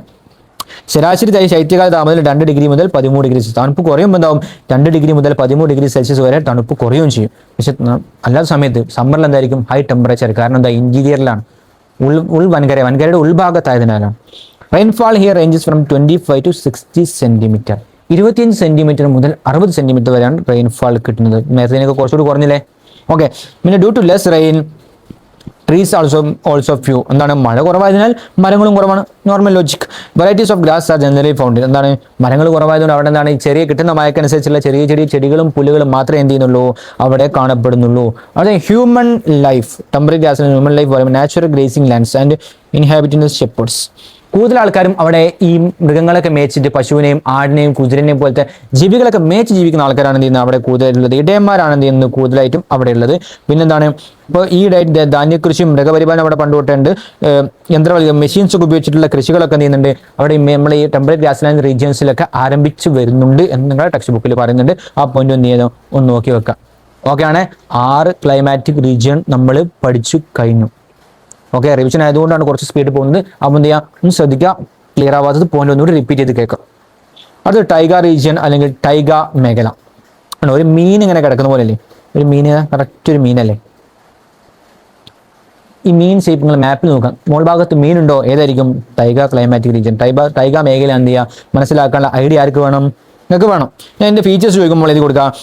ഇറ്റ്സ് എ കോൾഡ് റീജിയൻ, തണുപ്പായിരിക്കുമല്ലോ. നമ്മൾ മുകളിലെത്തി, ലാസ്റ്റ് നമ്മൾ 55 വരെ എത്തി. 55 മുതൽ 70 ഡിഗ്രി ലാറ്റിറ്റ്യൂഡ്, 50 മുതൽ 70 ഡിഗ്രിയിനിടയിലുള്ള അക്ഷാംശങ്ങൾക്കിടയിൽ കാണപ്പെടുന്നതാണ് എന്ത്, നമ്മുടെ ടൈഗ റീജിയൻ. നേരത്തെ നമ്മൾ പറഞ്ഞു 0 to 10, 10 to 30, 30 to 45, 40 to 55. ഒക്കെ ഓർമ്മിച്ച് വെക്കണം, ഓർഡറിൽ ആലോചിച്ച് വെക്കണേ. 55 to 70, 55 ഡിഗ്രി മുതൽ 70 ഡിഗ്രി വരെയുള്ള അക്ഷാംശങ്ങൾക്കിടയിൽ കാണപ്പെടുന്നതാണ് ടൈഗ ക്ലൈമാറ്റിക് റീജിയൻ. ദക്ഷിണാർദ്ധഗോളത്തിൽ ഉയർന്ന അക്ഷാംശങ്ങളിലെ ടൈഗ കാലാവസ്ഥ മേഖല കാണുന്നില്ല. കാരണം വൻകരയുടെ വ്യാപ്തി കുറവാണ്. ഇത് ക്വസ്റ്റ്യൻ ആയിട്ട് വരും കേട്ടോ. ഇത് ക്വസ്റ്റ്യൻ ആണ്, 2 മാർക്കിന്റെ ക്വസ്റ്റ്യൻ ആണ്. Taiga climatic region absent high latitude of southern hemisphere. Okay, southern hemisphere, അതായത് ദക്ഷിണാർദ്ധഗോളത്തിൽ ടൈഗ ക്ലൈമാറ്റിക് റീജിയൻ കൂടുതലായിട്ട് കാണപ്പെടുന്നില്ല, അല്ല ഇല്ലാന്ന് തന്നെ പറയാം. കാരണം എന്താ, നമ്മൾ ഈ പറഞ്ഞ ലാറ്റിറ്റ്യൂഡിൽ അവിടെ ലാൻഡ് ഇല്ല. ലാൻഡ് കമ്പാരിറ്റീവ്ലി വളരെ കുറവായതുകൊണ്ട് അവിടെ നമ്മൾ ടൈഗ ക്ലൈമാറ്റിക് റീജിയൻ ഉള്ളതായിട്ട് എന്ത് ചെയ്യുന്നില്ല, കൺസിഡർ ചെയ്യുന്നില്ല. അപ്പോൾ നിങ്ങളോട് പറയാണ് taiga climatic region only present in northern hemisphere എന്ന് പറഞ്ഞാൽ ശരിയോ തെറ്റോ? ശരിയാണല്ലോ. കാരണം എന്താ, നോർത്തേൺ ഹെമിസ്ഫിയറിൽ മാത്രമേ, അഥവാ ഉത്തരാർദ്ധഗോളത്തിൽ മാത്രമേ ടൈഗ കാലാവസ്ഥ മേഖലയുള്ളൂ. കാരണം സൗത്തേൺ ഹെമിസ്ഫിയറിൽ അതേ ലാറ്റിറ്റ്യൂഡിൽ എന്തില്ല, വൻകരകളുടെ അഥവാ ലാൻഡിന്റെ ഏരിയ കുറവായതുകൊണ്ട് നമ്മൾ ഉള്ളതായിട്ട് എന്ത് ചെയ്യുന്നില്ല, കൺസിഡർ ചെയ്യുന്നില്ല. ചോദ്യം വരട്ടോ, 2 മാർക്കിന് ചോദിക്കും.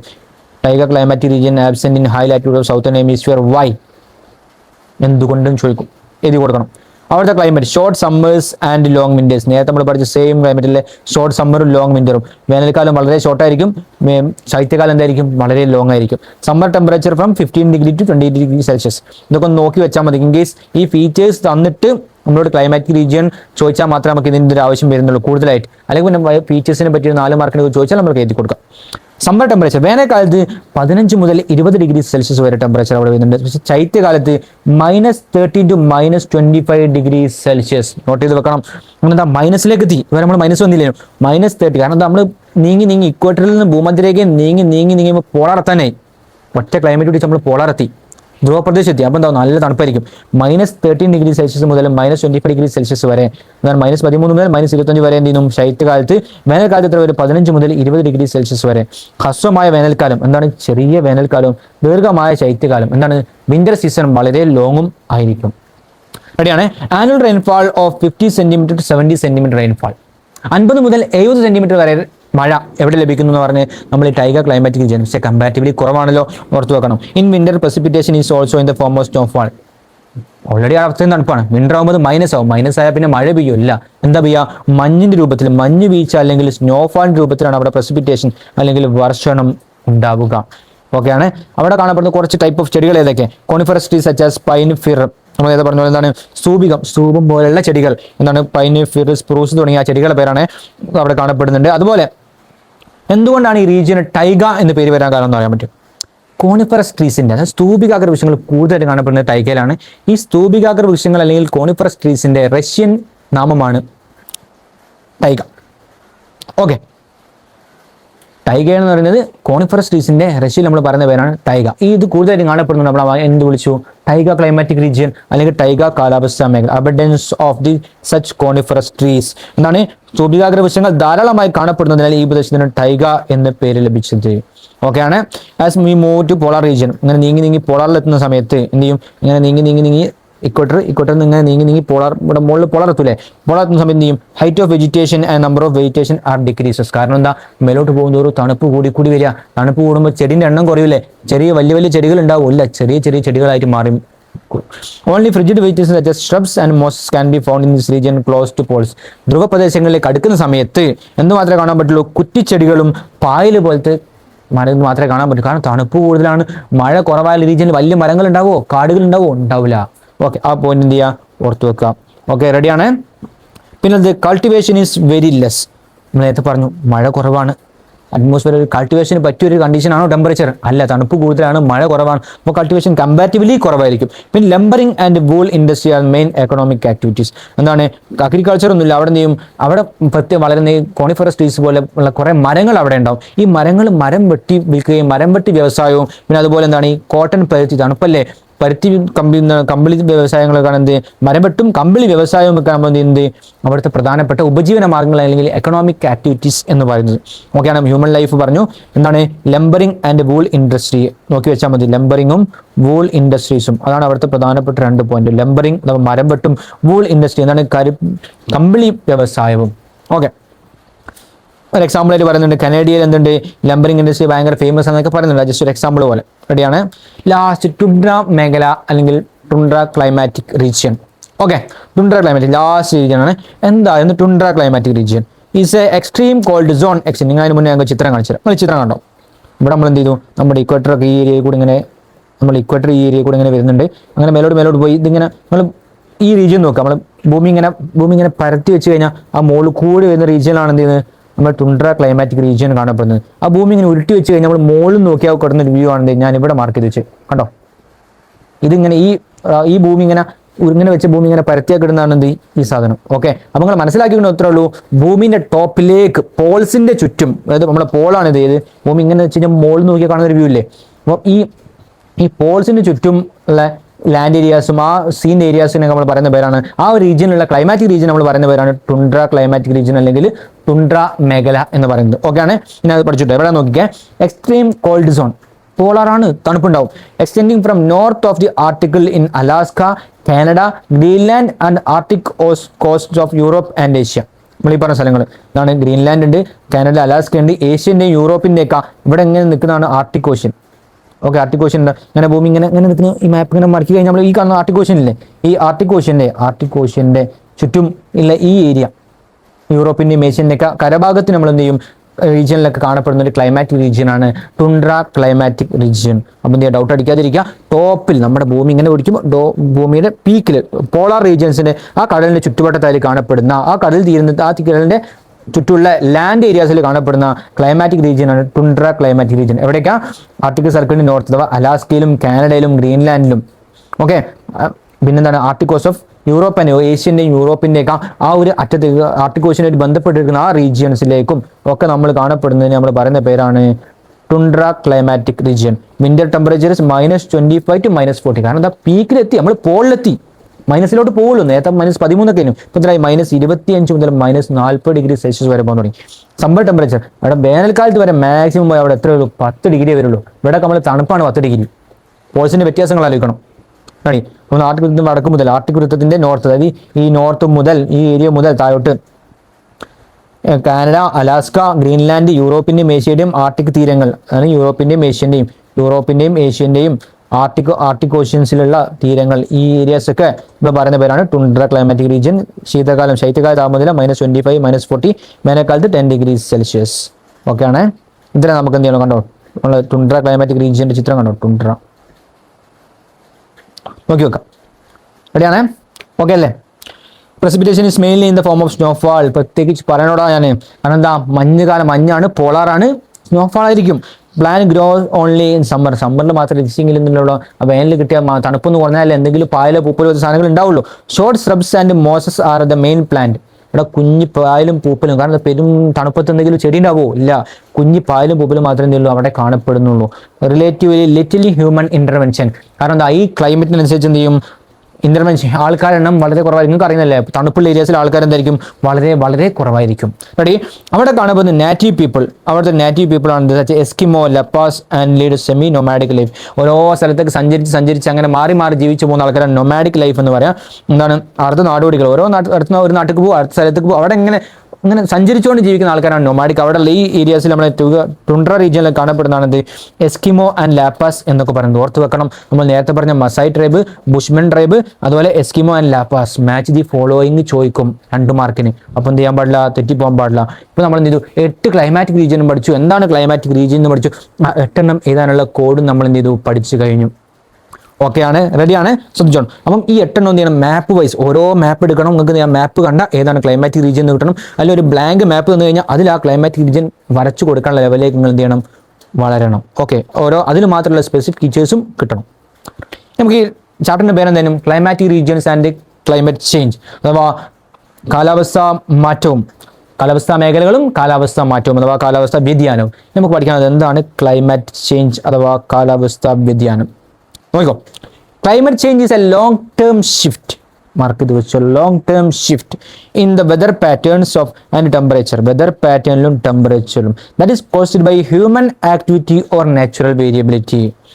മനുഷ്യന്റെ പ്രവർത്തനം മൂലമോ പ്രകൃതിയിലെ വ്യതിയാനം മൂലമോ ദീർഘകാലമായിട്ട് ഒരു ഏരിയയിൽ ഉണ്ടാകുന്ന താപനിലയിലും കാലാവസ്ഥ രീതിയിൽ ഉണ്ടാകുന്ന മാറ്റത്തിന് നമ്മൾ പറയും ക്ലൈമറ്റ് ചേഞ്ച് അല്ലെങ്കിൽ കാലാവസ്ഥാ വ്യതിയാനം. ടേംസ് ഓർത്ത് വെക്കണം. എന്താണ്, ലോങ് ടേം ആണ്. ഒരു ലോങ് ടേമിൽ അവിടെ ഉണ്ടായ ഒരു മാറ്റമാണ്. രണ്ടാമത് ഹ്യൂമൺ ആയിരിക്കും, അല്ലെങ്കിൽ എന്തായിരിക്കും, നാച്ചുറൽ ആയിരിക്കും. മനുഷ്യൻ്റെ ഹ്യൂമൻ മെയ്ഡ് ആയിരിക്കും, അല്ലെങ്കിൽ നാച്ചുറൽ, പ്രകൃതിയത്വമോ അല്ലെങ്കിൽ മനുഷ്യന്റെ കാരണങ്ങൾ കൊണ്ടോ ടെമ്പറേച്ചറിലും വെതർ കണ്ടീഷൻസിലും അവിടെയുള്ള താപനിലയിലും വെതർ കണ്ടീഷൻസിലും ഒക്കെ മാറ്റങ്ങൾ ഉണ്ടാകുന്ന നമ്മൾ പറയുന്ന പേരാണ് ക്ലൈമറ്റ് ചേഞ്ച്. ഇമ്പോർട്ടൻ്റ് ആണ്. എന്താണ് ക്ലൈമറ്റ് ചേഞ്ച് എന്ന് ചോദിക്കും. ക്ലൈമറ്റ് ചേഞ്ച് കാണാം. നമ്മൾ ടെക്സ്റ്റ് ബുക്കിൽ 2 ചിത്രമുണ്ട്, ജസ്റ്റ് ഓടിച്ച് പറഞ്ഞുതരാം. ഇത് നമ്മളെ നേപ്പാൾ മിനിസ്ട്രി എന്ത് ചെയ്യുന്നതാണ്, അവരെ മീറ്റിംഗ് എവറസ്റ്റിൽ വെച്ച് നടത്തുന്ന ഒരു ചിത്രമാണിത്. ഇത് നമ്മളെ മാൽദീവ്സിലെ മന്ത്രിസഭ കടലിൻ്റെ അടിയിൽ വെച്ചിട്ട് അവരെ മീറ്റിംഗ് നടത്തുന്ന ചിത്രമാണ്. ജസ്റ്റ് ഒന്നുമില്ല, ക്ലൈമറ്റ് ചേഞ്ചിൻ്റെ ഇമ്പോർട്ടൻസ് ബാക്കിയുള്ള നാടുകളിലെ ആൾക്കാരെ അറിയിക്കാന്നുള്ള ഒറ്റ ഉദ്ദേശത്തോടുകൂടി അവർ ജസ്റ്റ് ഒരു മീറ്റിംഗ് നടത്തി ഒരു ഫോട്ടോ ഇട്ടതാണ്. ഓക്കെ, റെഡിയാണ്?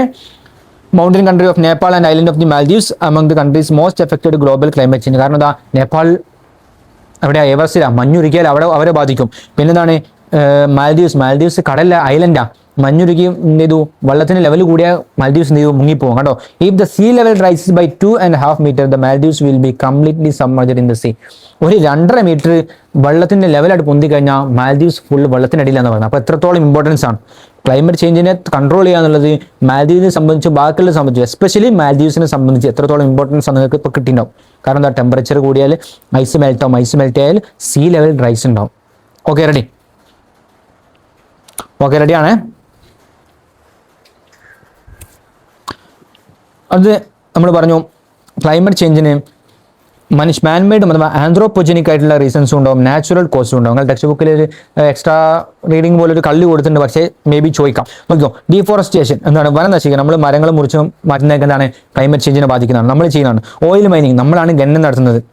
എണ്ണ ഖനനം നടത്തുക, അവിടുത്തെ ലാൻഡിനൊക്കെ കേടുവരുത്തുമ്പോൾ ക്ലൈമറ്റ് ചേഞ്ച് ഉണ്ടാവും. ഇൻഡസ്ട്രിയലൈസേഷൻ അല്ലെങ്കിൽ വ്യാവസായികവൽക്കരണം, നമ്മൾ വലിയ ഫാക്ടറീസ് ഉണ്ടാക്കും, വലിയ കമ്പനീസ് ഒക്കെ ലാൻഡും എൻവയോൺമെന്റ് ഒക്കെ നശിപ്പിച്ചിട്ടുണ്ടാക്കുമ്പോൾ അത് ക്ലൈമറ്റ് ചേഞ്ചിന് ഇൻഫ്ലുവൻസ് ചെയ്യും. അർബനൈസേഷൻ എന്ത് ചെയ്യുക, വില്ലേജും ഫീൽഡും ഗ്രാമങ്ങളും നെൽവയലൊക്കെ നികത്തിയിട്ട് അവിടെ സിറ്റീസും ഫാക്ടറീസും ബിൽഡിങ്സും പടുത്തുന്നതാവും ക്ലൈമറ്റ് ചേഞ്ചിനെ എഫക്ട് ചെയ്യും. പിന്നെ നാച്ചുറൽ കോസ് എന്താണ്, നാച്ചുറലി ഉണ്ടാകുന്ന കാരണം, പ്രകൃതിയാൽ ഉണ്ടാകുന്ന കാരണങ്ങൾ, അഗ്നിപർവ്വത സ്ഫോടനം നമ്മളെ കൊണ്ട് കൺട്രോൾ ചെയ്യാൻ പറ്റുന്നതല്ല.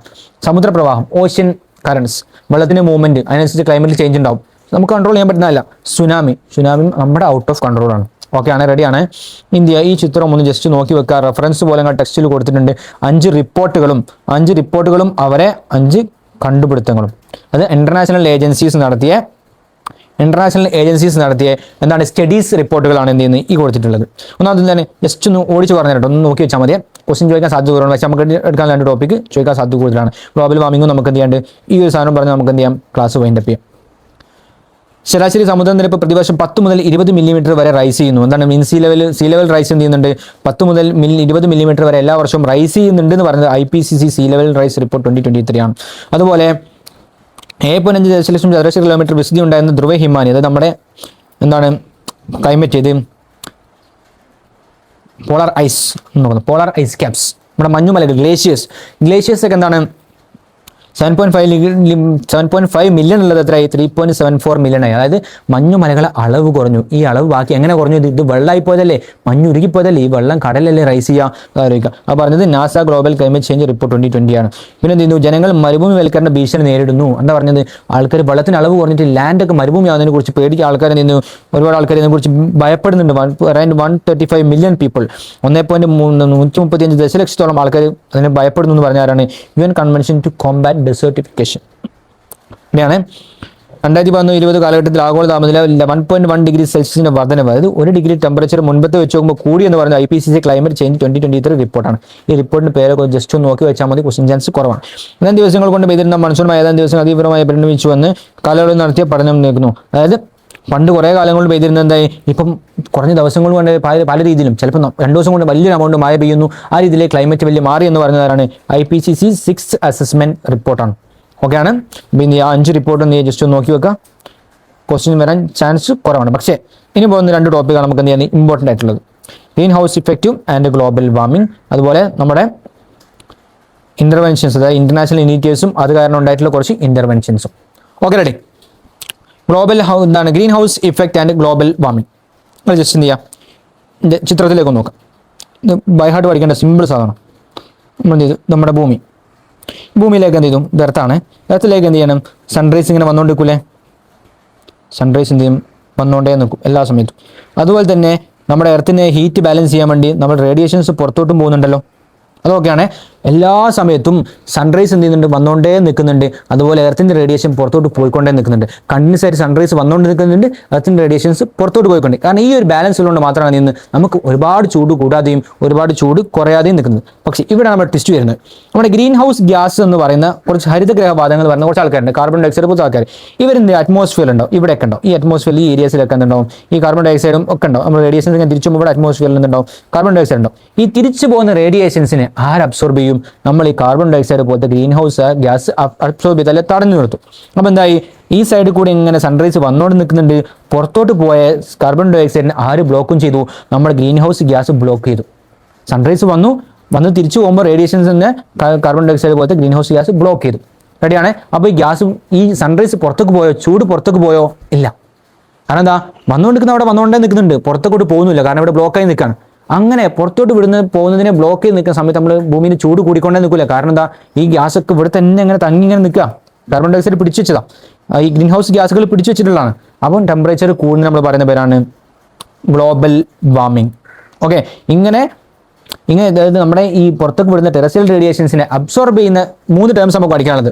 നമ്മൾ പഠിച്ചോ? ഈ അബ്സോർബ് ചെയ്യുന്ന ഗ്യാസിനെ നമ്മൾ വിളിക്കും ഗ്രീൻ ഹൗസ് ഗ്യാസസ് അല്ലെങ്കിൽ ഹരിതഗ്രഹവാതകങ്ങൾ. ഇങ്ങനെ റേഡിയേഷൻസിനെ അബ്സോർബ് ചെയ്യുന്ന പ്രോസസ്സിനെ നമ്മൾ വിളിക്കും ഗ്രീൻ ഹൗസ് എഫക്റ്റ് അല്ലെങ്കിൽ ഹരിതഗ്രഹ പ്രഭാവം. ഈ ഗ്രീൻ ഹൗസ് എഫക്റ്റ് ഈ അബ്സോർബ് ചെയ്ത് വെക്കുന്നത് കാരണം ടെമ്പറേച്ചർ കൂടുന്നത് നമ്മൾ വിളിക്കും ആഗോളതാപനം അല്ലെങ്കിൽ ഗ്ലോബൽ വാർമിംഗ്. ആ 3 സിമ്പിളാണ്. ഡെഫിനേഷൻസ് വായിച്ച് ഡൗട്ട് ആവേണ്ട, ലോജിക് വെച്ചിട്ട് കണക്ട് ചെയ്ത് പഠിച്ചു വെച്ചോളാം. ഓക്കെയാണ്, റെഡിയാണ്. ലാസ്റ്റ് ഉള്ളത് ഇന്റർനാഷണൽ ഇനീഷ്യേറ്റീവ്സും അതിൻ്റെ കുറച്ച് ഇൻവെൻഷൻസ് അല്ലെങ്കിൽ ഡിസിഷൻസ് അല്ലെങ്കിൽ അതുമായിട്ട് ബന്ധപ്പെട്ട കുറച്ച് കാര്യങ്ങൾ. അപ്പോൾ അങ്ങനെ തന്നെ പഠിച്ചു വെക്കുക. Establishment of world meteorological organisation 1950 meeting നടത്തി. അവർ ജനീവയിൽ വെച്ചാണ് മീറ്റിംഗ് നടത്തിയത്. അവർ എന്തായാലും ഒരു തീരുമാനം എന്താണ്? Organises world climate conference. എല്ലാ രാജ്യങ്ങളെയും കമ്പൈൻ ചെയ്തുകൊണ്ട് എന്ത് ക്ലൈമറ്റ് കോൺഫറൻസ് നടത്താനും അതിൽ ഡിസിഷൻസ് എടുക്കാനും എന്ത് ചെയ്തു? അവർ തീരുമാനിച്ചു. ഒന്ന്. രണ്ടാമത് സ്റ്റോക്ക്ഹോം കോൺഫറൻസ്. അവിടെ വെച്ച് സ്റ്റോക്ക്ഹോമിൽ വെച്ചിട്ട് എൻവയോൺമെന്റ് കൺസർവേഷൻ ആൻഡ് ഡെവലപ്മെന്റ്, എന്താണ് പരിസ്ഥിതി പരിപാലനവും വികസനവും എന്ത് ചെയ്തു? അവർ രണ്ടാമത്തെ മീറ്റിംഗിലെ ഈ സ്റ്റോക്ക്ഹോം കോൺഫറൻസിന്റെ മെയിൻ ഒബ്ജക്റ്റീവ് എന്ന് പറയുന്നത്. മൂന്നാമത്തെ earth summit. Rio de Janeiro, നിങ്ങൾ കേട്ടിട്ടുണ്ടോ? ബ്രസീലൊക്കെ ഈ റിയോ ഡി ജനീറോയിൽ വെച്ച് നടന്ന മീറ്റിംഗിലുള്ള പ്രധാനപ്പെട്ട പ്രകൃതി സൗഹൃദ വികസനം പ്രോത്സാഹിപ്പിക്കുന്ന UN അജണ്ട 21. UN മീറ്റിൽ അജണ്ട 21 എന്ന് പറഞ്ഞ ഒരു പ്രത്യേക സെറ്റ് ഓഫ് റൂൾസ് ഉണ്ടാക്കുകയും അതുപ്രകാരം രാജ്യങ്ങൾ എന്ത് ചെയ്യാം? എൻവയോൺമെന്റ് കൺസർവ് ചെയ്യണം എന്നും അവർ എന്ത് ചെയ്തു? പറഞ്ഞു. Kyoto protocol. ടോട്ടോ പ്രോട്ടോകോൾ എന്താ വെച്ചാൽ ഹരിതഗ്രഹവാതങ്ങളുടെ അളവ് കുറയുക. അതായത് നമ്മൾ നേരത്തെ പറഞ്ഞ ഗ്രീൻ ഹൗസ് ഗ്യാസിന്റെ അളവ് കുറയ്ക്കാൻ വേണ്ടി നമ്മൾ തീരുമാനിച്ചത് എവിടെയാണ്? ക്യോട്ടോ പ്രോട്ടോകോൾ വെച്ചിട്ടാണ്.